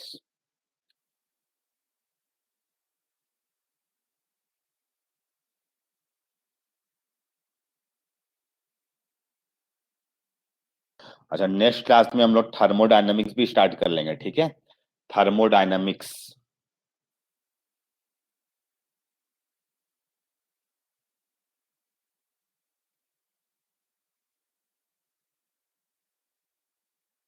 अच्छा, आगे नहीं बन रहा मृणालिनी से, बाकी लोग तो अप्रोच भी ले पा रहा है कि नहीं नहीं पता। चलो सॉल्यूशन दिखलाते हैं, बताते हैं। मेरे पास इसका 2 अप्रोच है, एक बहुत हलवा अप्रोच है। पहले कौन सा अप्रोच जानना चाहोगे, हलवा वाला या मुश्किल वाला? कौन सा जानना चाहते हो? अच्छा, पहले मुश्किल जानना चाहते, चलो ठीक है, ठीक है। चलो मेरे पास सॉल्यूशन देखो, कैसे बनाओगे? तो तुम कहोगे सर इसका हमको इनिशियल दिया हुआ है एक्टिविटी, एक्टिविटी ए ऐसे बोलो, एक्टिविटी, एक्टिविटी को लैम्डा एम बोलो, बोलो मेरे भाई, ऐसे लिख दो पहले, activity equal to lambda into N होता है, पहले ऐसे लिखो मेरे भाई, ठीक है? उसके बाद क्या करो, ऐसे बोलो कि लैम्डा एन नॉट गिवन है, या मुश्किल वाला मेथड बता रहे हैं, और लैम्डा एन टी गिवन है किसी टाइम टी पर, ठीक है? ये क्या गिवन है, लैम्डा एन नॉट 56 गिवन है और लैम्डा एन टी 28 गिवन है। लैम्डा लैम्डा कट गया मेरे भाई, ये 28 2 जा आ गया, ठीक है? यानी यहां से N not upon N T तुम्हारा निकल गया 2, और तुम्हारे पास में फॉर्मूला है lambda into T equal to L N N not upon N T. हाँ, अब यहां पे लैम्डा का भी वैल्यू मालूम नहीं है तुम्हें, टी का वैल्यू मालूम है, एन नॉट और एन टी का वैल्यू मालूम है, ठीक है? तो पुट कर दो मेरे भाई, लैम्डा का वैल्यू निकल जाएगा, ठीक है, और किसी टाइम में एक्टिविटी 100 हो गया, लैम्डा का वैल्यू मालूम है, एन का वैल्यू यहां से लैम्डा निकालो। कुछ नहीं करना है, कुछ दिमाग नहीं लगाना, जो दिमाग लगाया वो गया। ln की जगह पे 2.303 लिख दो, और मेरे भाई यहाँ पे log हो जाएगा, और n0 अपॉन nt को 2 लिख दो, ये पूरा टर्म 1 से कट जाएगा, ये आएगा 0.693। अरे मैंने कहाँ काट दिए, थोड़ा गड़बड़ काट दिए मैंने, इसका वैल्यू 0.693, तो 0.693 इंटू 100 कर दो, तो लैम्डा इक्वल टू 1/100 हो जाएगा। तो आपको लिखा गया है एक्टिविटी इक्वल टू 100 लिखा हुआ है डीपीएम में, और ये लैम्डा इंटू एन, तो एन का वैल्यू निकालना है। सर वीडियो ब्लैक आ रहा है, आपका वीडियो ब्लैक आ रहा है, आप बोल रहे सर हैं हम आपको आंसर दिए, आंसर सही है। कितना आया आंसर बताओ जल्दी से, जल्दी बता दो, मुंह से सर बोल दो। आप उसको 60 सेकंड में नहीं करिएगा लैम्डा को। चाहिए आंसर, सब चीज डीपीएम में लिखा हुआ है, तो पर मिनट में ही निकालना होगा, पर मिनट सर में ही TPS निकालना होगा, ओके। डीपीएम में लिखा हुआ है। तो लैम्डा का वैल्यू 1/100, तो मेरे भाई एन आ जाएगा आपका लैम्डा इक्वल 1, तो 10 का पावर 4 न्यूक्लियाई हो जाएगा। ठीक है मेरे भाई, ये था डिफिकल्ट मेथड, मुश्किल मेथड। पीछे वाले का ये तो हलवा लग रहा था हमको, यही वाला। मेरे भाई सेकंड अप्रोच क्या था? सेकंड अप्रोच था मेरे भाई कि आपको दिखना चाहिए कि आपको आधा हो गया, 56 से 28 हुआ, ये हाफ हो गया मेरे भाई, और इसके लिए आपको टी हाफ गिवन था 69.3 मिनट। मेरे भाई सीधा लैम्डा निकाल लेते, कैसे निकाल लेते? 0.693 अपॉन लैम्डा इक्वल टू 69.3, यहां से लैम्डा निकालते हैं हम लोग, तो लैम्डा आ जाता है कितना 1/100, और मेरे भाई यहां से लैम्डा इंटू एन 100 था, तो यहां से लैम्डा का वैल्यू, एन का वैल्यू 10 का पावर 4। मेरे भाई यहां से भी आ जाता। क्या देख पाए शॉर्टकट और लॉन्ग कट मेथड? तो ये दो अप्रोचेस पॉसिबल हैं। ठीक है मेरे भाई, तो ये दो मेथड से आप सॉल्व कर सकते हो। सबको क्लियर है माय डियर स्टूडेंट, ये दो मेथड्स? ठीक है, दोनों मेथड्स अपनी अपनी जगह पे सही है कि ये टाइम सेविंग है, ये टाइम लॉन्ग है। बस टाइम का गलती हुआ, वरना बन गया था। ठीक है कोई बात नहीं। शॉर्टकट वाला बोल रहा है क्या आयुष? तो 56 से 28 होने पर इसका मतलब 56 का आधा कितना होता है? 28 ही तो होता है, तो आधा खत्म होने का आपको टाइम गिवन था, तो टाइम गिवन था, तो टाइम आधा खत्म होने का फॉर्मूला क्या होता है फर्स्ट ऑर्डर का? 0.693 अपॉन लैम्डा, लैम्डा का वैल्यू निकालो। एक्टिविटी 100 है, तो एक्टिविटी का मतलब क्या होता है? लैम्डा एन होता है, एक्टिविटी का मतलब लैम्डा एन, तो लैम्डा का वैल्यू पुट करो, एन का वैल्यू निकाल लो। तो क्या सब बच्चों को समझ आया, यस या नो? एक क्वेश्चन आप लोग को अटैच करेंगे आज के साथ में, आज के साथ में एक क्वेश्चन तुमको अटैच करेंगे हम।